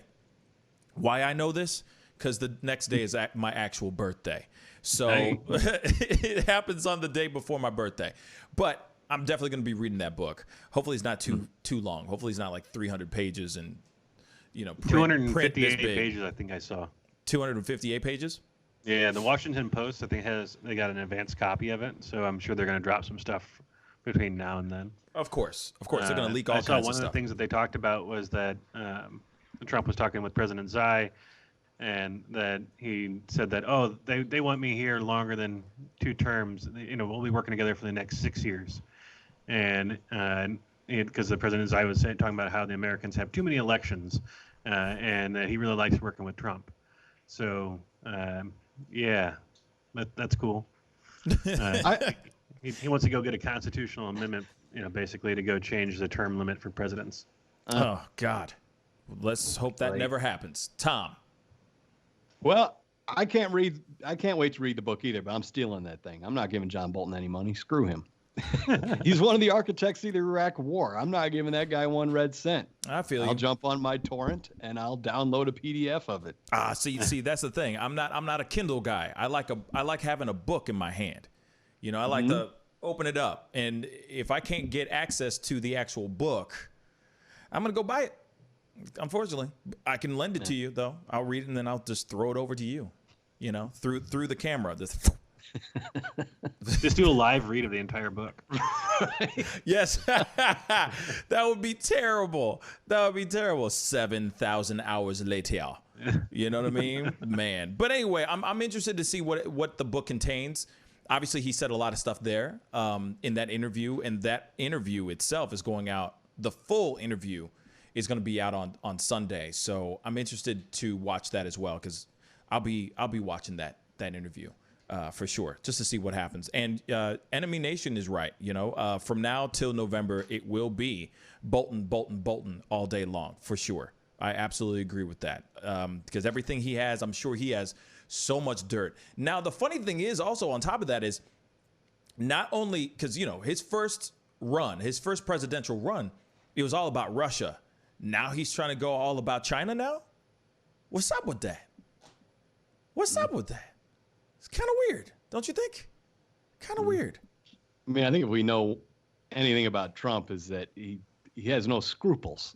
So true. Anything and everything he can do to get reelected, no matter how adversarial the person may be, whether it's Xi Jinping or Vladimir Putin, it doesn't matter. He has no morals. He has no qualms about getting reelected. He'll do anything to do it. Yeah. Probably, in part, you remember Mueller saying, that he can't really be charged for a crime while president unless it goes through Congress. But as a private citizen, you could start up some investigations of Trump. There might be criminal action taken against Trump if he does not win re-election in the Southern District of New York. So. Yeah. The only reason it wouldn't be brought against him is if he does win, then he'll go past the statute of limitations. Right. I mean, at his age and his weight and just overall looking health, I don't know how long he would really last after he got out of a second term. Yeah. But, Yeah. Like I said, I'm interested to see what the book says. Obviously, we already know how Trump is.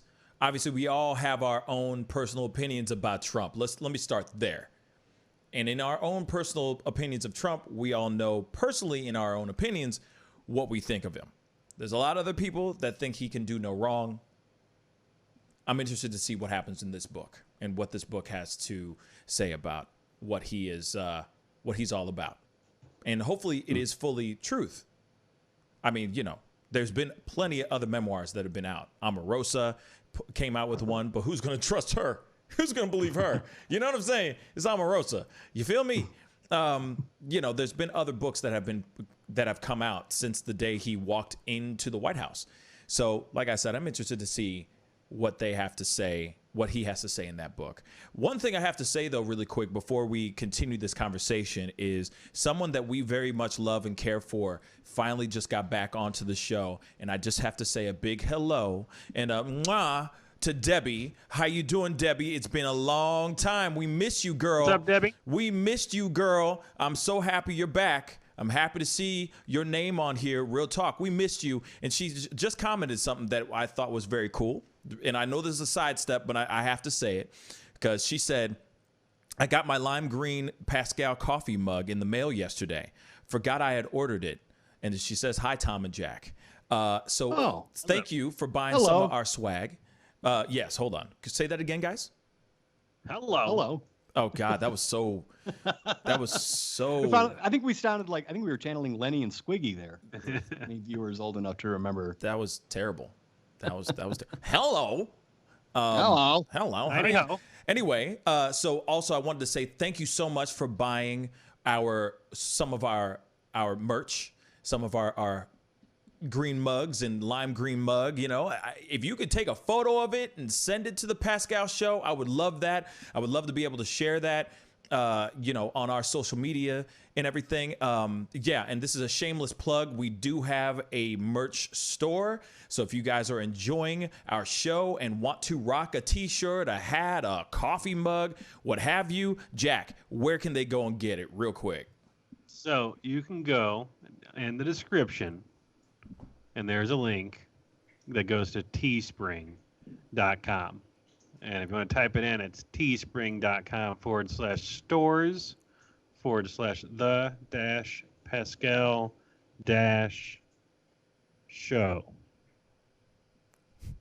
And then you'll be able to go and browse all the products we got over there. We got some shirts and sweaters and mouse pads and things with Pascal's face on it. We do got some mugs. My face is on some of that stuff, for real? Yeah. I didn't even know that. I didn't know that. We got stickers with your face on it. I gave him the responsibility on the merch to like design certain things and put things together over there. So I don't know about I just know about like logos and stuff being on stuff like this. You feel me? So that's news to me on some real stuff. But I'm not complaining. That face, you got that image with your face, and then you got the logo on top. I made that into a mouse pad. And by the way, thank you for doing that. I appreciate it. So yeah, if you want to have a mouse, if you want to imagine a mouse on my face, this is what it looks like. Anyway, go ahead and buy some of that merch. We really appreciate it. Support the show. I'd really appreciate it. Of course, Tanavane just said something. Still, while we're in this segue, real quick, they said. I didn't see a lime green mug in your shop. Can you explain a little bit about that, Tommy, Jackie boy? So if you go into the mugs, there's like a little thing at the top that is underneath homeware. There's a drop down for mugs, or you can buy yourself a pillow. But if you click on the mug, then there are like accessory selections that you can do. When you scroll down and before you add it to the cart, you can make it pink, you can make it a light gray, or you can make it a lime green, and it comes in black. See, there you go. There you go. Buy one for your friends too. Yeah, it's a great stocking stuffer. Mm-hmm.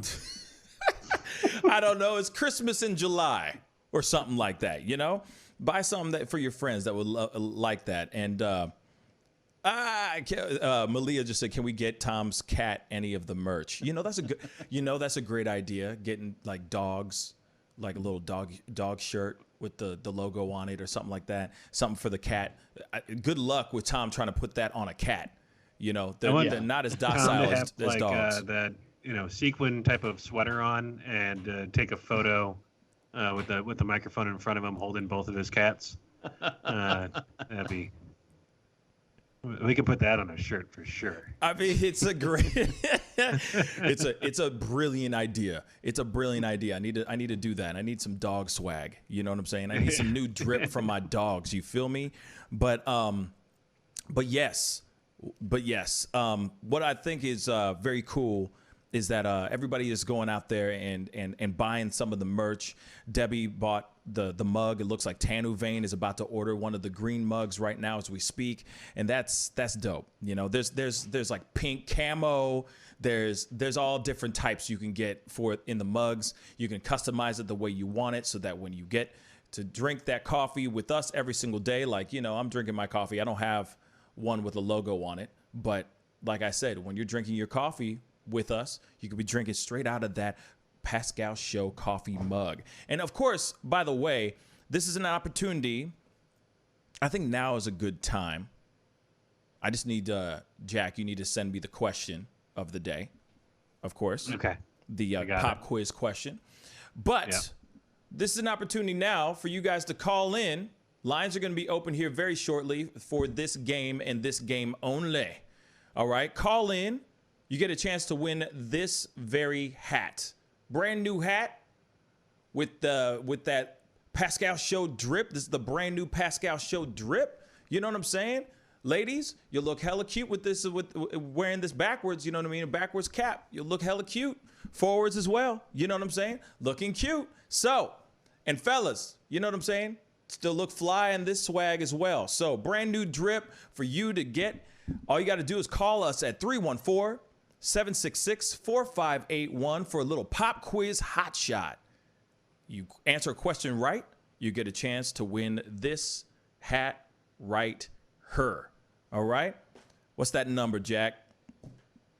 Let's see, 314. A little background up. No worries. It's 314-766-4581. Once that background is up, I'll pop you back on. But anyway, so moving on to other news. So what else is going on, Tommy boy? Well, on a brighter note, it sounds like we may be getting some baseball this year. Really? Yeah. So no, this is something that I found very interesting as well. That's some cool news. Real talk. Cool news. But did they ever say and explain how they're going to be able to do this without people contracting any of the Rona? That's what I'd like to know. Well, it sounds like they're going to have a 60-game schedule over 10 weeks starting July 20th. Possible, opener on July 19th. But it sounds like there'll be empty stadiums. It sounds like you're going to be watching baseball. It'll be like watching a Tampa Bay Rays game. There's going to be nobody there. Gotcha. So, yeah. Sorry, that was a grenade. You just threw a grenade. It took a second to go off, but it did. Very funny. Very funny, Tom. See, Jack didn't laugh. He didn't get it yet. He didn't get it. There you go. Now he got it. Continue. Tampa Bay Ray. Nobody's there. Anyway, keep going, man. Love that. They'll have a 60-game schedule, and it sounds like they'll have an expanded wild card, more wild card games, so that because of the reduced schedule. But it's I guess the holdup here has kind of been over pay with the players' union and the ownership at Major League Baseball, trying to figure out what's a fair price to pay a baseball player for playing in front of an empty stadium, and only playing 60 games for the year. But it sounds like they maybe have a tentative agreement for that. So July 20th, we may get some baseball, hopefully. May get some baseball. See, now, and it all depends on what happens with the second wave of this pandemic, because apparently a second wave is coming, and apparently it's coming in pretty quick. There's a lot of states that are starting to talk about shutting down, except for Florida. Florida's sitting there going, not ever, from my dead cold hands or something like that. My cold dead hands. Sorry. Anyway, I just think it's very interesting. I understand that we have to get life back up and running, but are we ready for sporting events like this? Or, if we're going to be doing stuff like everything's going to be televised, we're just going to only watch it from home. Are they going to be, I'm worried about player to player interaction. You feel me? Yeah. I would hope that they'd have a lot of testing done. I mean, I remember before everything got shut down with the NBA, they were doing widespread testing, with the players there. So hopefully they'll be on it with the testing. I mean, I guess baseball isn't one of those sports where everybody's kind of in a scrum on top of each other all the time. It's a game that I think lends itself to social distancing, but I would assume there'll be pretty extensive testing done to see if anybody has come down with COVID. And, make them wear masks, and so they can put different brands on their masks so they can make money, right? They got to make it some way. If no fans are there to buy food. Facts. They got to find something like NASCAR. Just treat it like NASCAR. Straight up. Why not? Wrap the bats. Oh, so did you see, by the way, speaking of sports, since we're in this sports conversation, did you see the actual breakdown or like the actual what the football players might be wearing in their next season? It is weird. I got to pull this up because they straight up look like Power Rangers. No, real talk. I mean, it's weird. Hold up. Because, fall is right around the corner. As soon as we blink our eyes, it'll be fall time, and football season will have commenced. And, of course, they're really worried about people getting sick or, football is full contact sport. So you're on top of each other. You're breathing on each other, sweating on each other. So, yeah.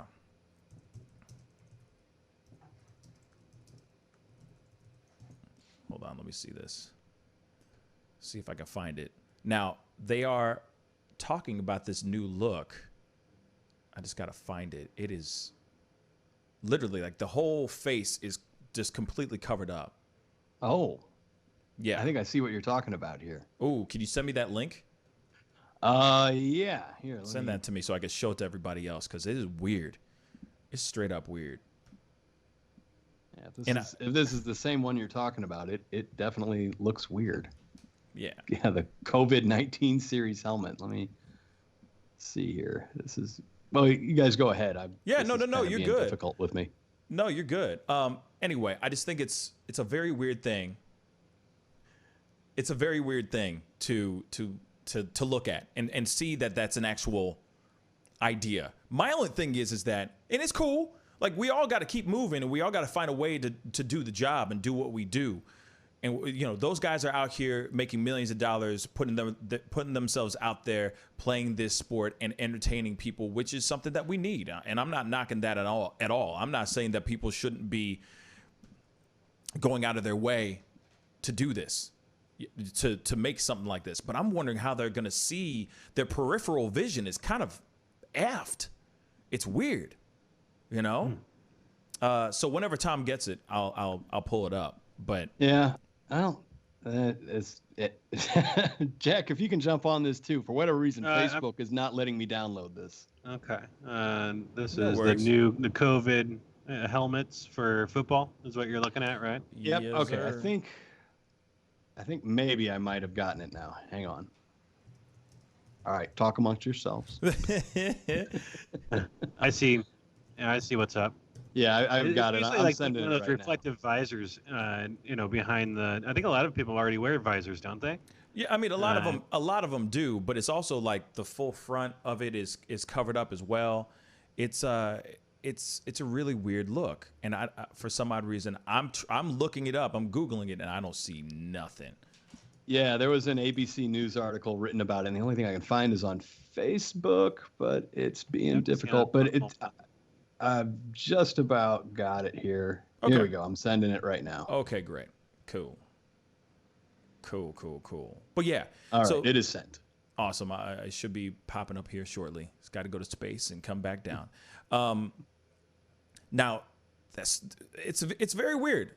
To me, it looks a little weird. But hey, I mean, if it's something to get the ball moving as far as like sports, getting things running, I mean, they would have to be covered head to toe, really.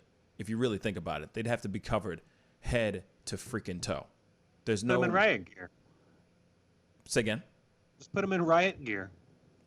Why not? Pretty much. If you really think about it. If you think about it, why not? I mean, it covers the whole head. It's weird. So here is what it looks like.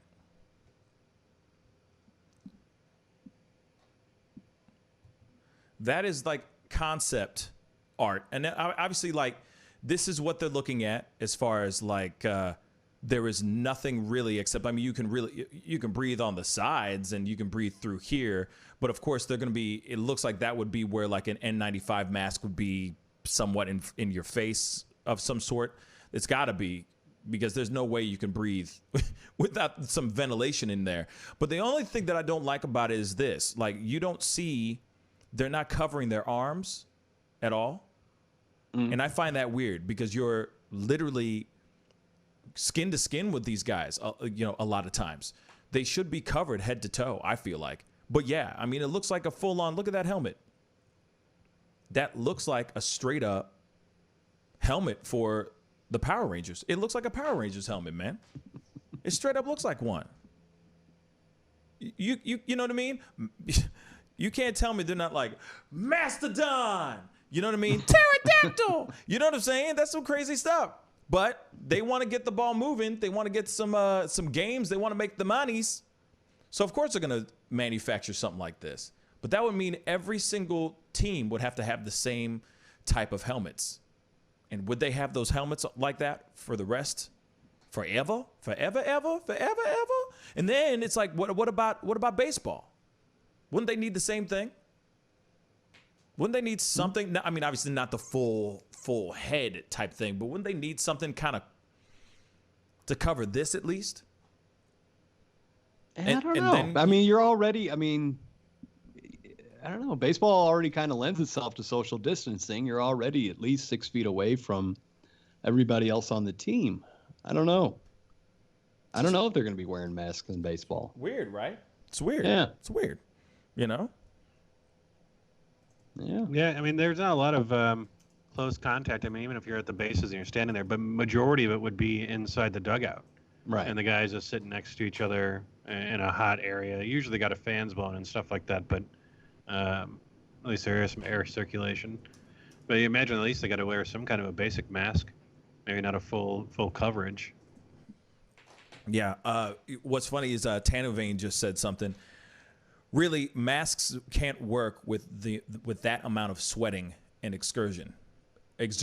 Sorry, and that's very true. It's like you cannot be doing what they do, running, jumping, catching, tackling, sweating your balls off for however long a game is, to not contract something, not get something. You're breathing real heavy too. From breathing hella heavy. You're breathing hella heavy. On top of, like, right next to other people who are breathing hella heavy. Are they going to practice 6 feet? You know what I'm saying? Are they going to practice 6 feet when they're all huddled up? You know, like, what are they going to do? I imaginarily tackled you. Right. You're down. I got you. It's so weird. So weird. But anyway. That's interesting. That is something that they're looking that they're trying to manufacture.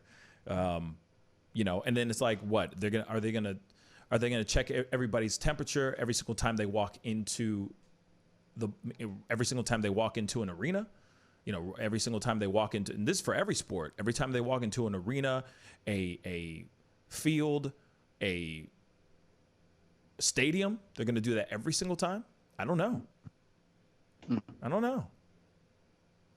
Don't get me wrong. I'd love to see some sports going. I'm not sitting here saying I'm not a huge sports guy, but I do like going to sporting events. I do like going and hanging out with my friends and watching some games and stuff. But, are we fully ready for that right now?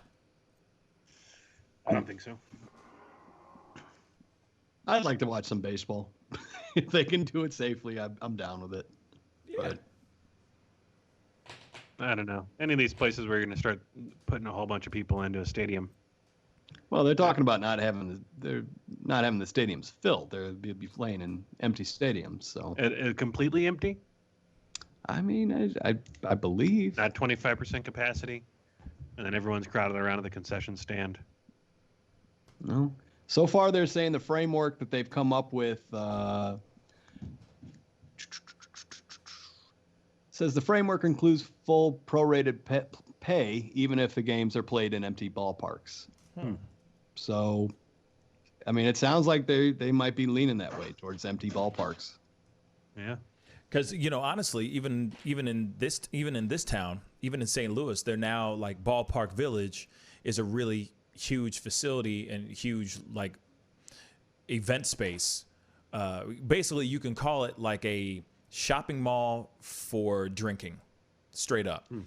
And literally it is. I mean, you're going into an entire building and it's like, do you feel like hearing some country, or you feel like going and listening to being in a room full of DJ spinning 80s music? It's like that. I feel like this. But now they've opened up like a full open space, which is outdoors, and they're really starting to push that for this year, obviously, because they want to make the monies. But you're still going to be able to watch the events, but now it's just going to be on some big ass jumbotrons outside. And of course, they're trying to practice and push the 6 feet rule, all of that. But we'll see how that works out. Because like I said, if everybody and their mom is really itching to get out and be social and be out there with their friends and people, 6 feet is going to be tough. Especially when you don't have people who are out there being the regulators. You know what I'm saying? Walking up and, no, keep room for the Holy Ghost and for the COVID-19. You know what I'm saying? It's like, what do you do? What do you do, man? You're out here trying to have a drink, watch the game, trying to holler at a girl or dude, whatever. What are you going to do? Hey, what's up? You look cute. Number? Can I get your number? I'm like, how you going to do that? You know what I'm saying? 6 feet do not apply. I'm just saying. Not for everybody. Shoot. That's another conversation. No, I'm just playing.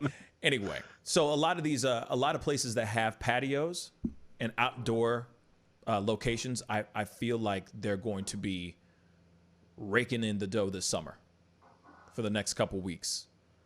But like I said, only time will tell to see how people are really going to adjust to everything. And I feel bad for any restaurants or bars that do not have patios, like large patios, because they're going to be hurting this summer. They're going to be hurting really bad this summer. The spots that for a fact are the spots that go and kick it, where that's the spot where all the girls are at. That's where you get all the cheapest drinks, and you can go kick it with your boys and kick it with your people. A lot of those places don't have patios, or if they do have a patio, it's a really small, like really, really small. So I feel bad for a lot of them, because a lot of these enclosed bars and enclosed nightclubs are not going to be able to do what they usually do, pushing heavy amounts of cocaine. No, I'm just kidding. You could do that on the patio, just not on windy days. It's not a good idea. That stuff's just, you know what I mean? Just so you know. But anyway, oh man, what else is going on in the world, y'all? Oh, we've got that Missouri police officer that hit the suspect with the car. He's been arrested on, what is it? 2 counts of assault and armed criminal action. So it's a bit of positive news. For those of you who don't know, there was video that showed it was from a doorbell, or what do they call it? Ring cam? Doorbell. Yeah, ring cam. There you go. Do we have the video? Do we have that video? Hold on. I'm sure we've played it before. No, we've never played that video. Okay. Never. But I definitely want to pull that up because I'd love for everybody else to see it, because I feel like that's more localized. You know, I feel like that's a more localized topic. Nothing wrong with that. I'm just saying, like, no, I don't think a lot of people have seen that actual video, because it's crazy. It's actually really crazy. I'm surprised that guy is still alive. You know? Yeah. No kidding. Or actually not alive. More like I'm surprised he's still able to walk, because the way he got hit was weird. So let's. I got a link I'm sending to you if you don't have one. Thank you. I do not. So thank you. Okay. Thank you. Yeah. Well. Yeah. Go ahead. For people unfamiliar with the case, the police were responding to an incident, they said, of shots fired. They chased a car with 4 African American males in it. One of the males ran out of the car onto the front lawn of a residence, and the police officer looks like, I mean, let's just say it, he intentionally hit the guy with his SUV, jumped out of the car, kicked him a couple of times. He then claimed that the guy he hit with the car had an ankle injury, when in fact the man who was hit by the car, his lawyer says that his leg was shattered, required multiple surgeries. So just another instance of, cops covering up their dirty deeds. Thank God for that ring cam, though. Yeah, no kidding. That ring cam was no joke. Wait, so where? This was in Florissant. No, I know it's in Florissant. I'm saying, you sent it? It's sent. Yeah, no, it's sent. Yeah. Oh, okay. Because I'm like refreshing this page like a mug, and I'm like, where's it at? Why is it internet ain't that slow? Here we go.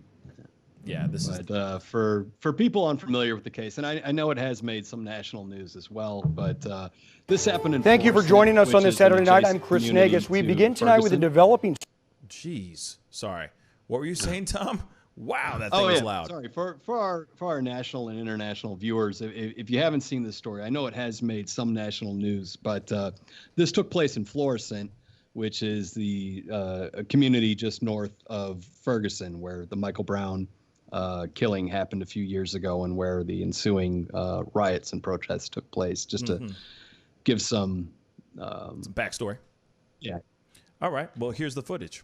Here's here's the clip. Thank you for joining us on this Saturday night. I'm Chris Negus. We begin tonight with a developing story. Multiple investigations, including one by the FBI, are underway after a Florissant police detective hit a man with his car. The officer is suspended. 2 others are now on leave. News 4's Alexis Zotos joins us live in Florissant with that Ring doorbell video that captured the entire incident. Alexis. Chris, this video is shocking, and the Florissant Police Department knows it. That's exactly why, if you look behind me, you can see they have barricades placed in front of their police department tonight. The National Guard is also on hand over concerns of potential unrest over this video. Now, the video was initially shared by Real STL News.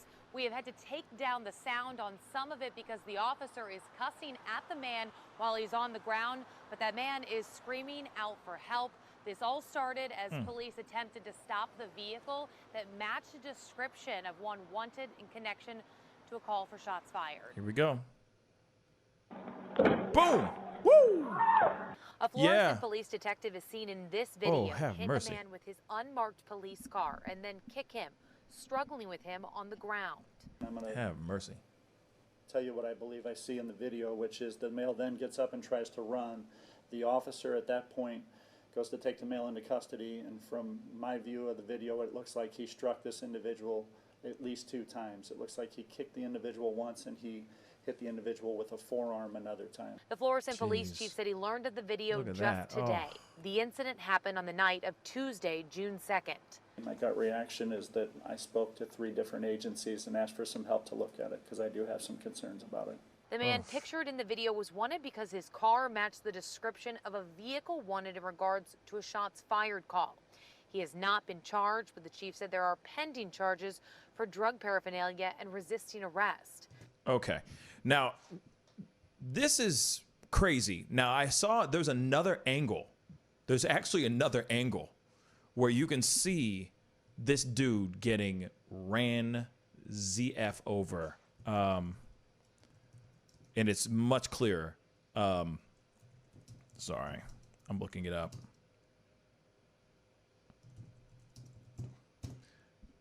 Let me see if I can find it.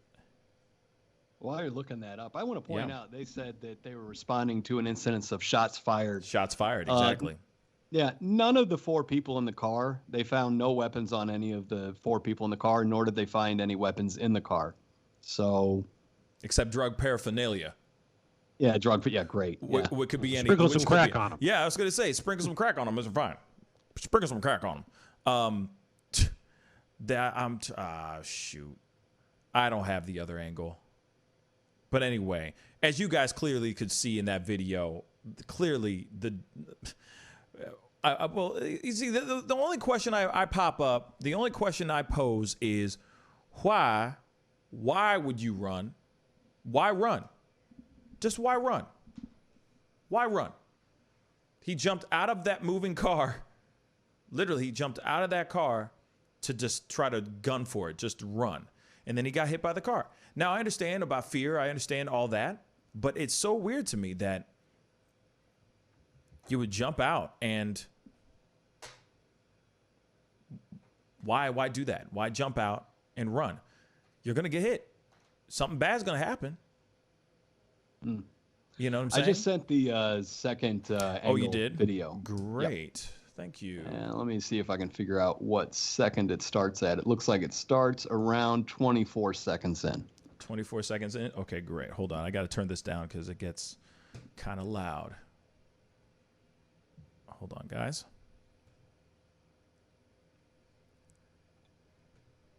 What did you say? 24. 24? 24 seconds in. 24 seconds in. Okay. All right, guys.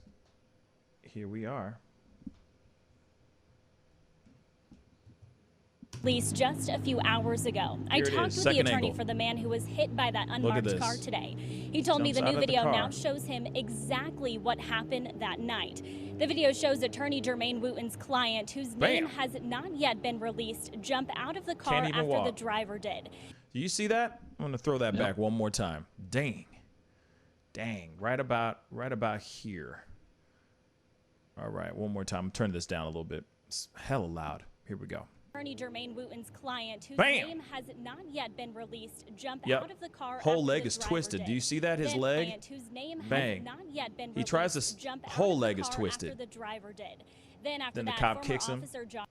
Jump out of the car after the driver did.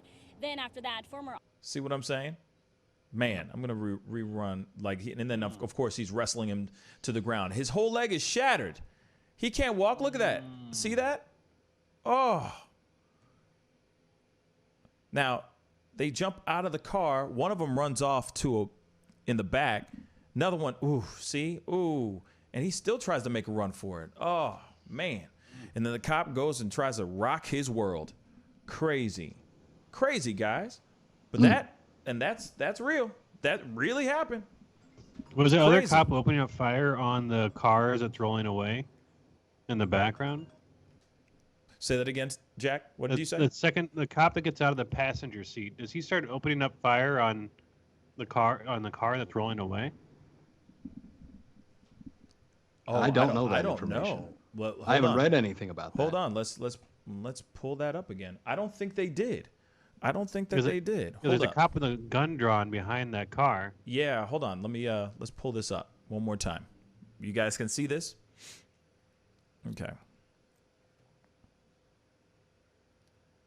So get out, forget all that stuff. Then that cop comes out. Then the second one, oh, damn. No, I don't think he fires. I think he just literally pulls his gun up and starts approaching that vehicle. And then that cop just starts kicking the crap out of the other guy. Boom. Now, what I want to know is, hold on, I want to pull this up and for everybody to see this. There's one, see that other guy right there? See right here? What happened to that dude? That guy who ran off. He ran off scot-free. And this dude too, I think. Yeah. I'm assuming he did. But poor guy, the third guy who jumped out of this car. Now, the other question is did this guy jump out of this vehicle on out of the driver's seat and didn't put the car in park? See what I'm saying? Like, is the car just rolling by itself? It looks like it. It looks like the car is rolling by himself. He lost a shoe when he jumped out. He lost a shoe and said, F it, and he just started running. He started booking it. So, crazy, right? Let's do this again. So, oh, yeah. He jumps out of the driver's seat. He jumps out of the driver's seat, y'all.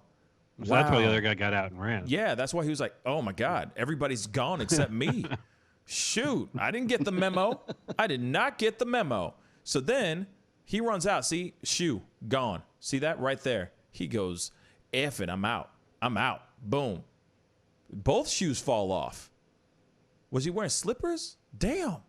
Anyway, other dude runs off. He's the last one. Boom. Leg crushed. He ain't doing nothing. Why you got to kick him in the face? He's on the ground. His leg is crushed. He ain't doing nothing, man. He didn't do nothing. Yeah. Did they catch the guy that went off to the right? I don't know. Yeah, I do not know. Everybody's been focused on the dude that gets run over. You know, no one knows about the other dude. But real no talk, one even ran that other way. Like, they only had 3 cops. Man, I'll tell you, if I'm one of those guys that got away, I'd go buy a lottery ticket. You just got super lucky. That's when he would get arrested, though. Hey, you look like a description.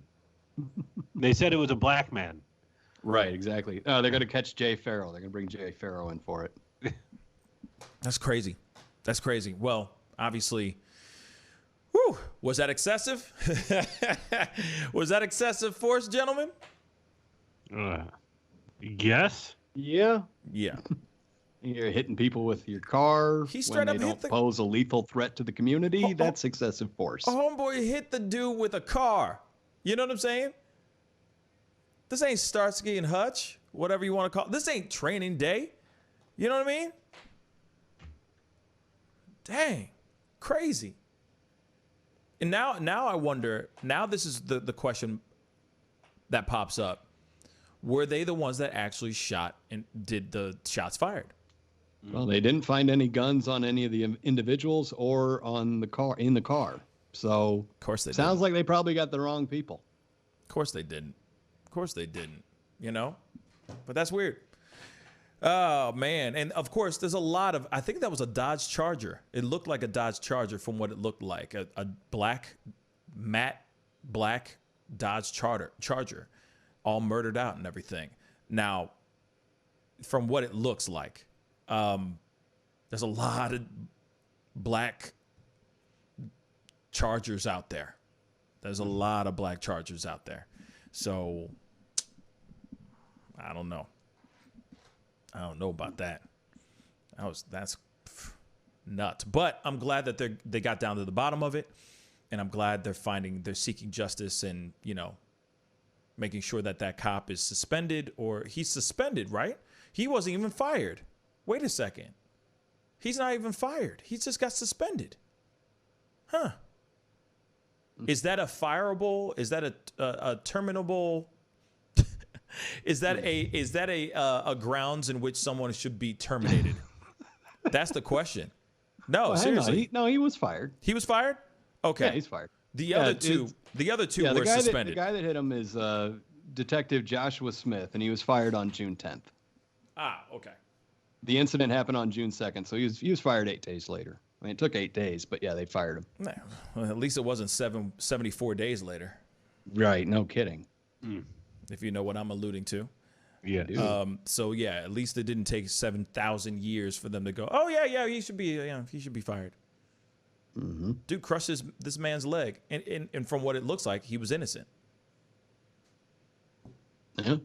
Unless, they did a shots fired and discarded the guns, threw them out the window, which is crazy. That's crazy too. So that's interesting. That's very, very interesting. Now, let me ask you this. Is there any other developing news in regards to whatever's going on in China and India? Are there any developing news in regards to that? Because we did talk about that shortly yesterday, and I felt like we didn't get enough time to really talk about it.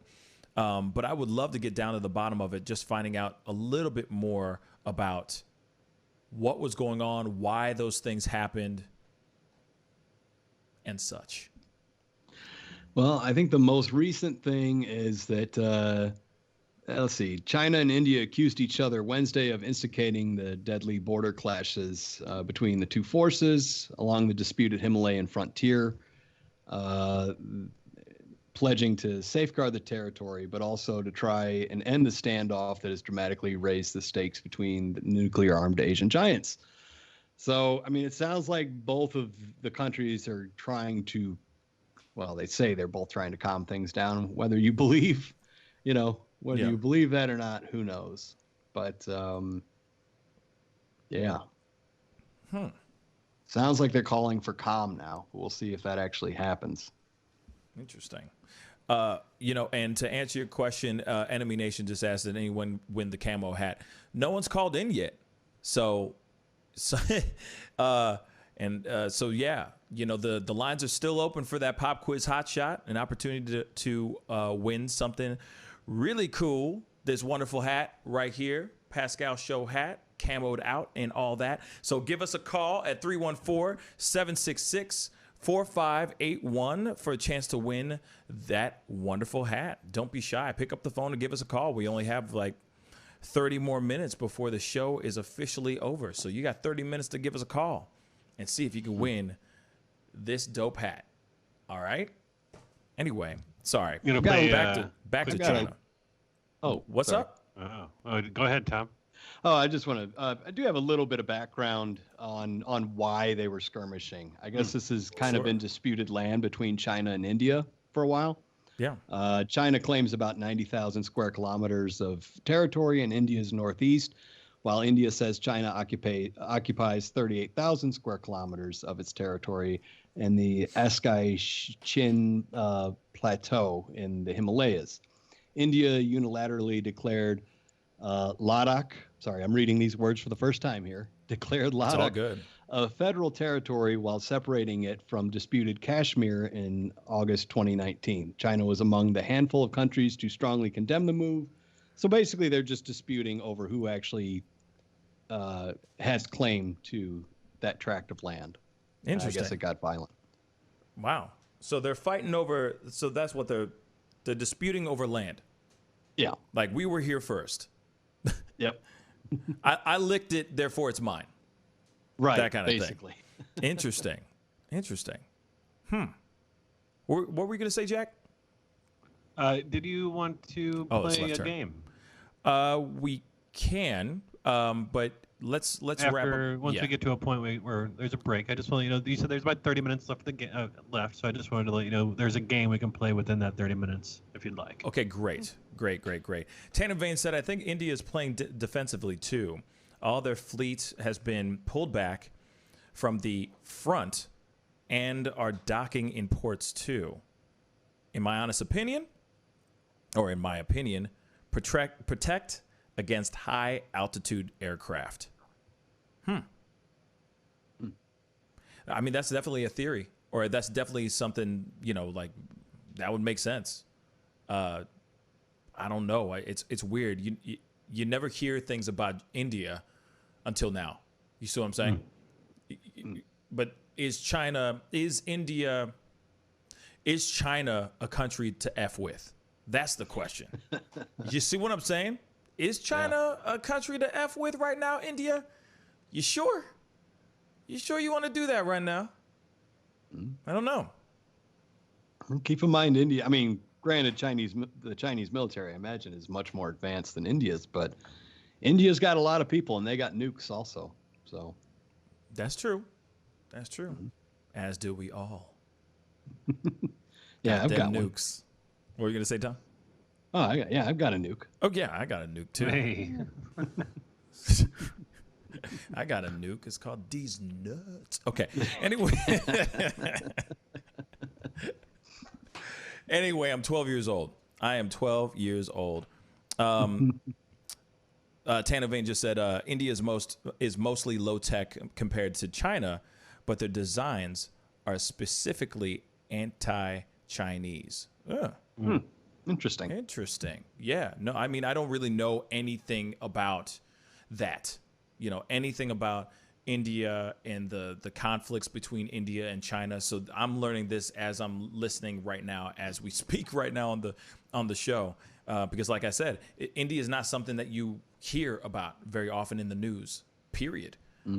Or ever hear that there's tensions between those two countries, China and India. So to me, this is very, very strange news that this would be happening right now. I would expect it would be China versus Africa, you know, or something of that sort, because of China kicking out all blacks out of China back when they were fearing their second wave of the Rona.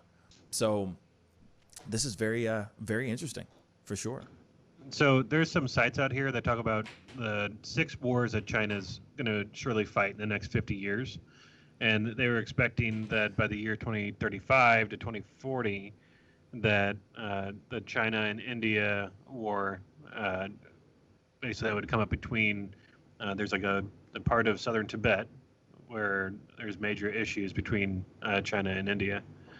But, you know, because India has values itself with the U.S. and Russia and Europe, they think that because of the support that they could beat China in a war.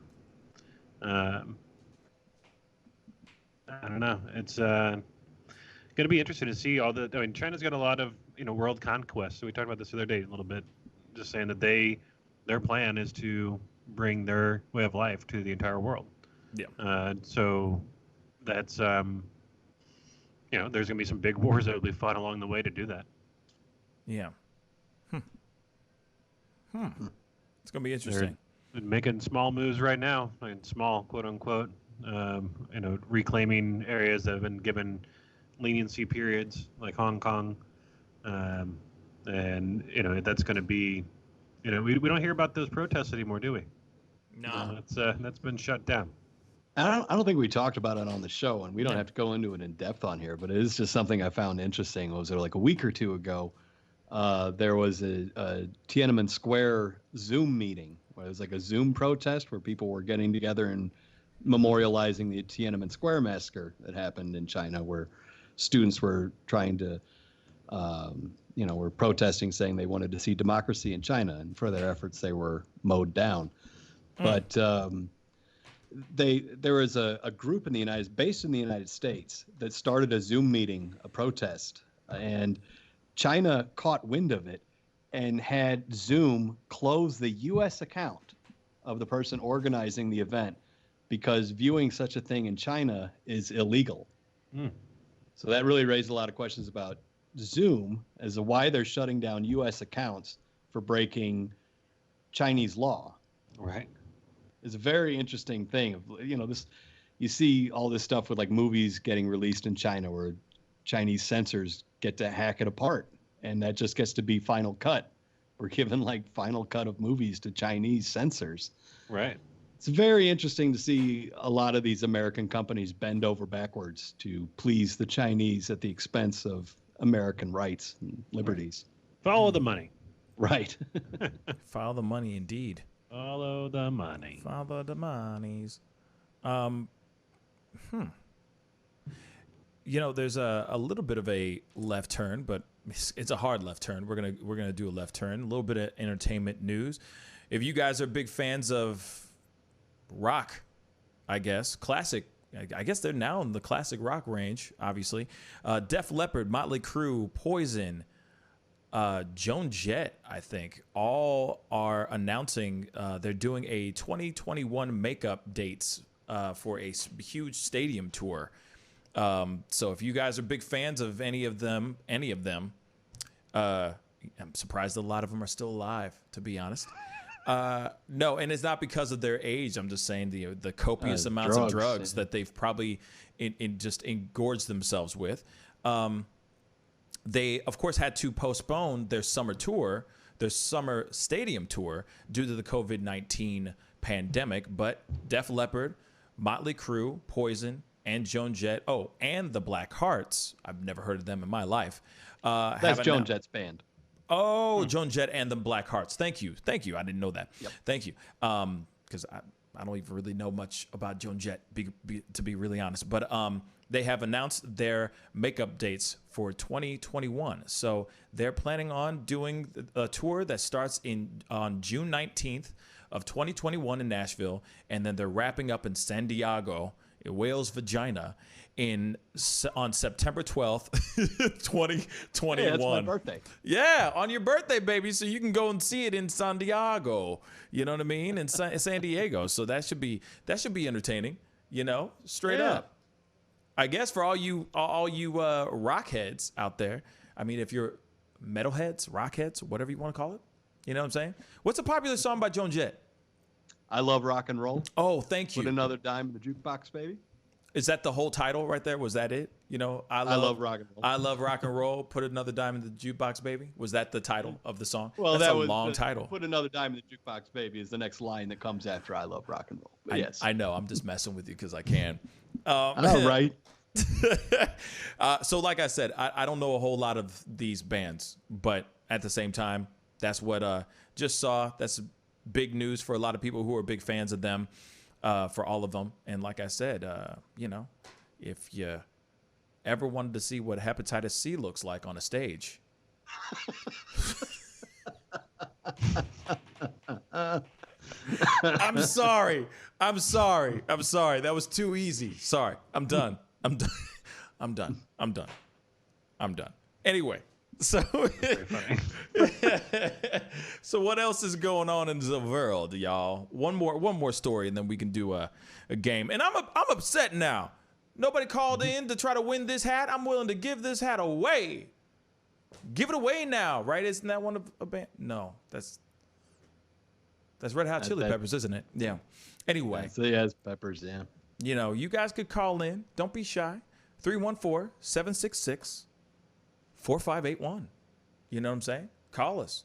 See if you can win this hat. It's that easy. You know what I'm saying? Anyway, what else is going on, Tommy? I got one more here. It's interesting. It's AP, the Associated Press, had a poll on views of police violence in the United States. And they compare their 2020 poll that they just did with the 2015 poll that they did earlier. And it shows a pretty sweeping change in the way Americans see police violence. It shows that in 2015, 32% of all Americans viewed police violence against the public as a serious problem, or extremely or very serious problem, 32%. That number has grown to 48%.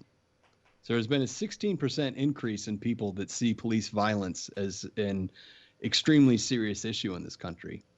Among African Americans, that number has gone up 10%. 73% of African Americans in 2015 said that police violence was an extremely important issue. That's risen to 83% now. Damn. White adults, it's gone from 19% in 2015 thought police violence was very serious, only 19%. That's grown to 39%. So a 20% increase among white people that think police violence is a serious issue. Let's get that other 65%. Right. No kidding, man. No kidding. But hey, the fact that there has been an uptick on that shows that there is change happening, and I'll take that 20% any day. I'd rather it change than it stay the same. You feel me? Yeah. Well, and also you dig down deeper into this data here. In 2015, 41% of white adults said that police violence in America was not too serious or not serious at all. 41%. That's dropped to 26% now. So we're looking at a 15% decrease in the number of white people that say police violence. I mean, it's almost been cut in half, that number.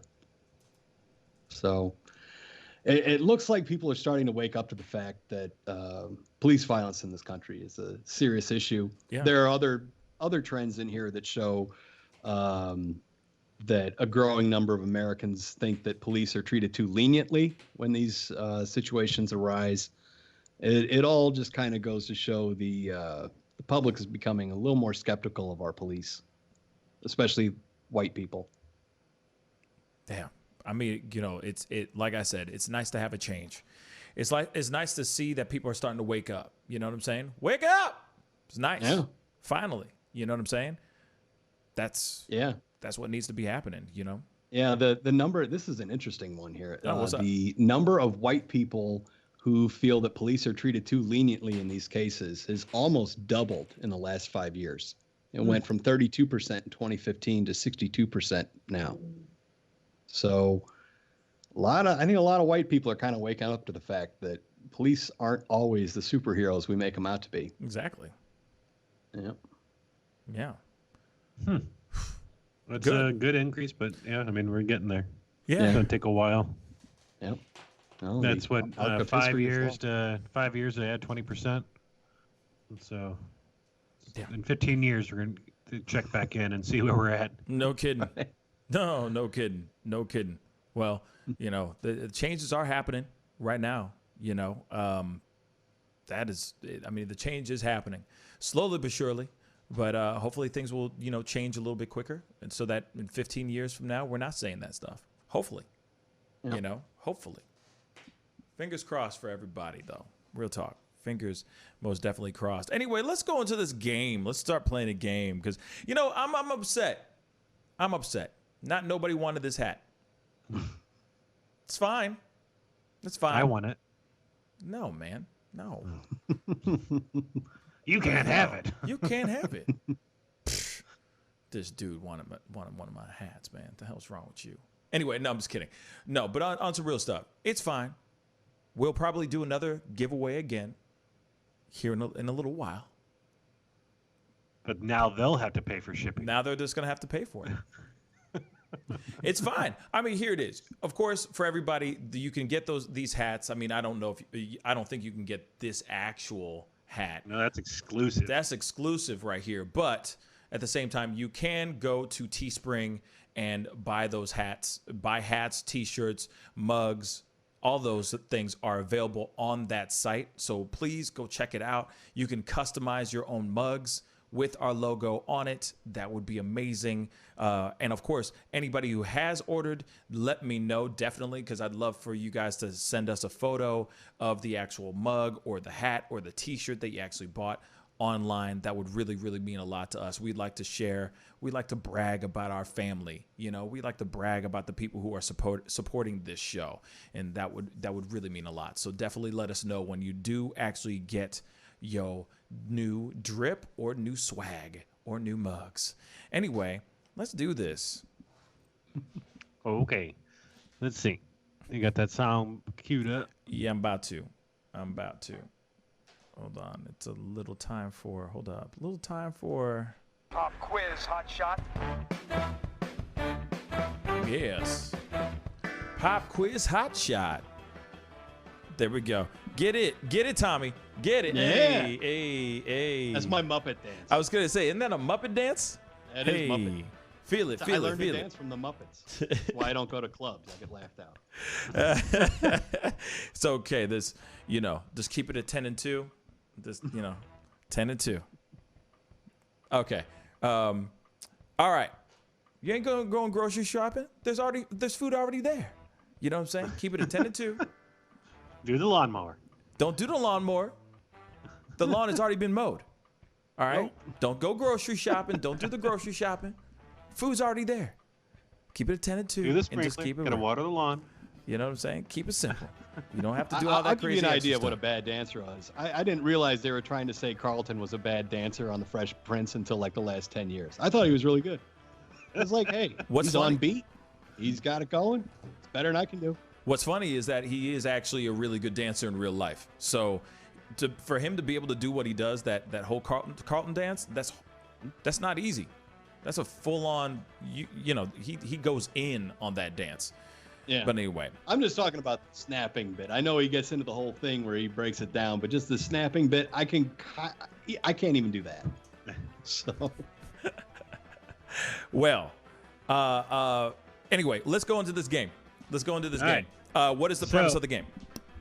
This is going to be an image game, so there's going to be some images that pop up behind me. You guys got to tell me who it is. These are all animated characters. I would like you to give me the full name of the character when you see it. And I think I got 15 here. So, okay. And these are what kind of characters again? Animated characters. Animated characters. All right. So animated characters that are going to be popping up behind Jack's head.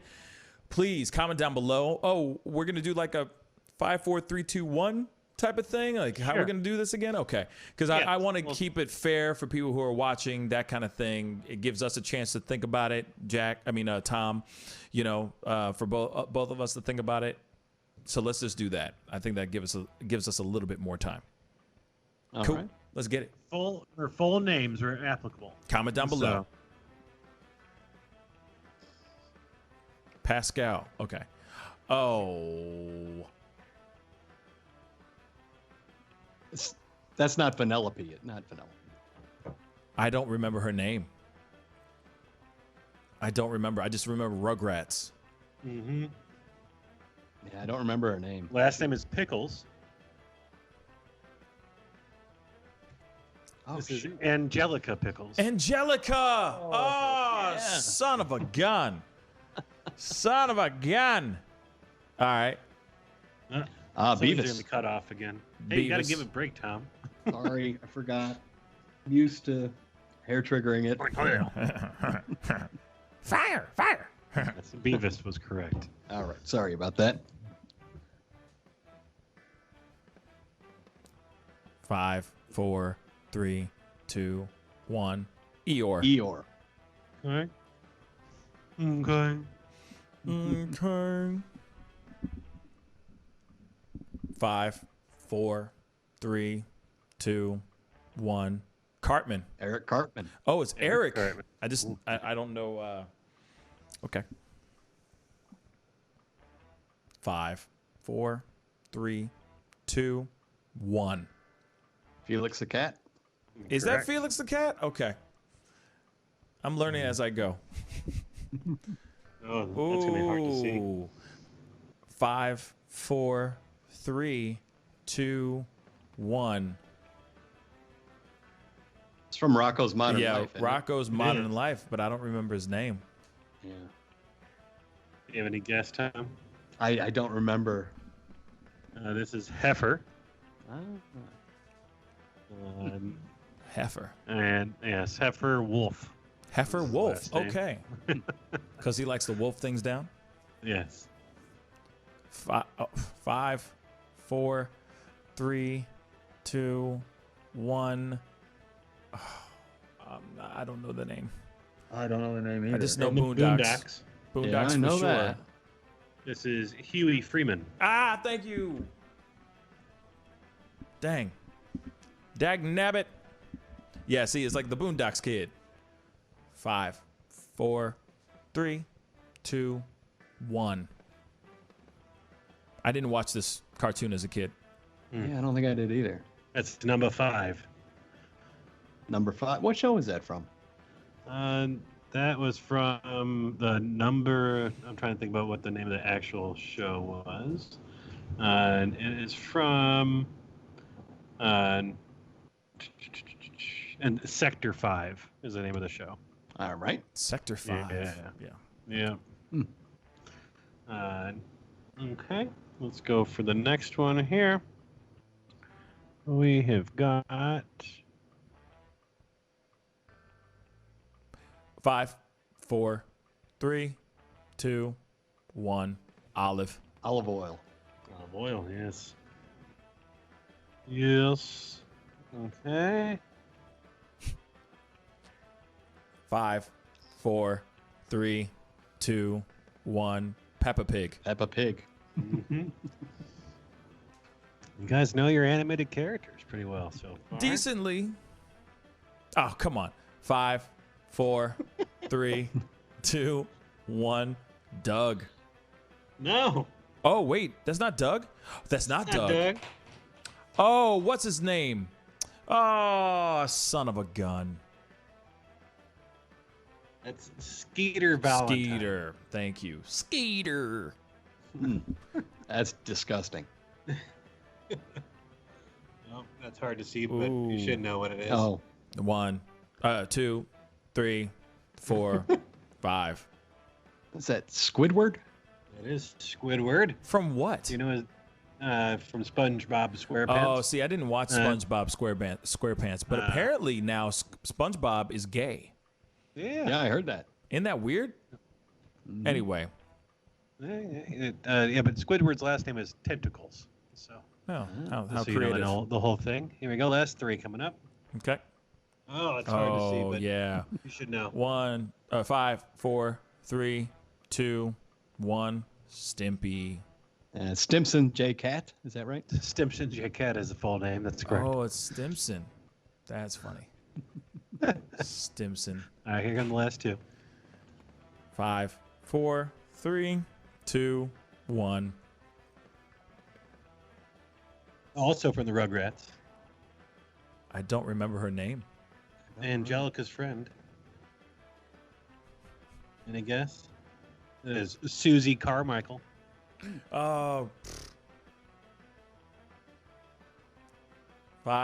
4, 3, 2, 1. This is your show. This is your show. I know what the answer is. I just don't want to say it. Token. Token. It's Token Black. Token Black. Yep. So there's the game. My characters for today. Thanks for playing. Yeah, man. Well, thank you so much for that game. Pascal, you want a hat? I want a hat? Oh my gosh. Wow, thanks. So happy right now. A new hat. Anyway, that's funny. That is funny. Funny. Anyway, that about wraps up our show today. I want to say a big thank you to the fellas for being on today. Thank you, guys. Thank you so much for being on. You're welcome. Yeah, thank you. Thanks for having us. Anytime. So anyway, I will not be on tonight. I will be going to I have been summoned by my mom. I'm doing, like, I guess my mom wants to cook a birthday dinner. So everybody and my mama, that's funny, is going to be over at my mama's crib having a big birthday dinner for me. And it's going to be tonight. So I will not be on this evening, but for sure I will be on tomorrow morning, or we will be on tomorrow morning at 9 a.m. Central Standard Time. Damn, I'm sorry, guys. So 9 a.m. we'll be back on tomorrow. So be sure to be on the lookout for that. Yeah, sometimes you just got to take some time away for family. But I will be on, be rest assured, I will be doing an evening show on Friday for sure. So usual times, just like tomorrow morning, 9 a.m. And then my evening show later on that day will be on just like regular. Anyway, I got to get going, and appreciate everybody who's been commenting below and being a part of the conversation and all of that. I really appreciate it. We got to get going. Be good to yourselves. Be good to one another. And I'll see you guys tomorrow morning. This is The Pascal Show. Bye. Hey, take off Ms. Feinberg, I'd really appreciate it if you would close your legs. Do you find it distracting? Power, respect. The festival is crazy in the streets. Deception, the fakers and leaks. Entertainers are trucking for tweakers and losing their circles. Their loves are unique. All of us under surveillance. People a feeling they made it. Half of them stolen the road and they faded. They live in the world that's degraded for people that's constantly hated. But you see how he makes these S's in his body right here? That's where he's hanging on, and then he's moving forward with the locomotion of his ribs. That is classic Missouri rat snake right there. So I'm gonna go ahead and grab him before he gets into a hole. Now, these snakes are not biters. They won't bite as long as you don't squeeze them. If you just stop them like this, it'll freeze them, and then you just gently pull them back. As long as you don't squeeze them, they won't bite. Yo, Mike, what's up, man? Guy? Good to see you, man. Yeah, so Sugar Fire. Yeah. Fully open, right? Yeah, we're pretty much open. So you can't sit inside yet. Monday you can sit inside a little bit. We'll have 25% of the tables inside, and then we're letting it rip outside. So I know that there's a lot of people really concerned about staying safe and all of that. No, so what are you guys doing in regards to that? Well, we have extra people to clean and rub everything down all the time. Everybody inside's wearing masks. And we have little stickers on the ground so everyone can stay 6 feet apart. Right on. The tables are all spaced out, inside and outside. Sugar Fire, open in full effect right now. They're staying healthy, they're staying clean. Go get you a rack of ribs. Sugar Fire, open right now. Thanks.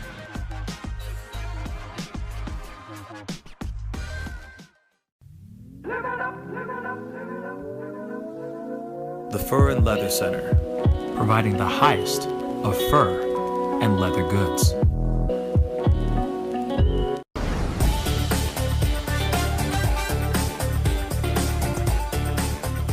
You're gonna perform tonight. I can't make this interview boring because this man is too exciting as a host. And I'm truly saying this, and if y'all can't do this, me and this man here is gonna leave and go somewhere else where we can get some love. I want everyone in the building to say, I love Pascal on the count of 3. 1, 2, 3. Wow.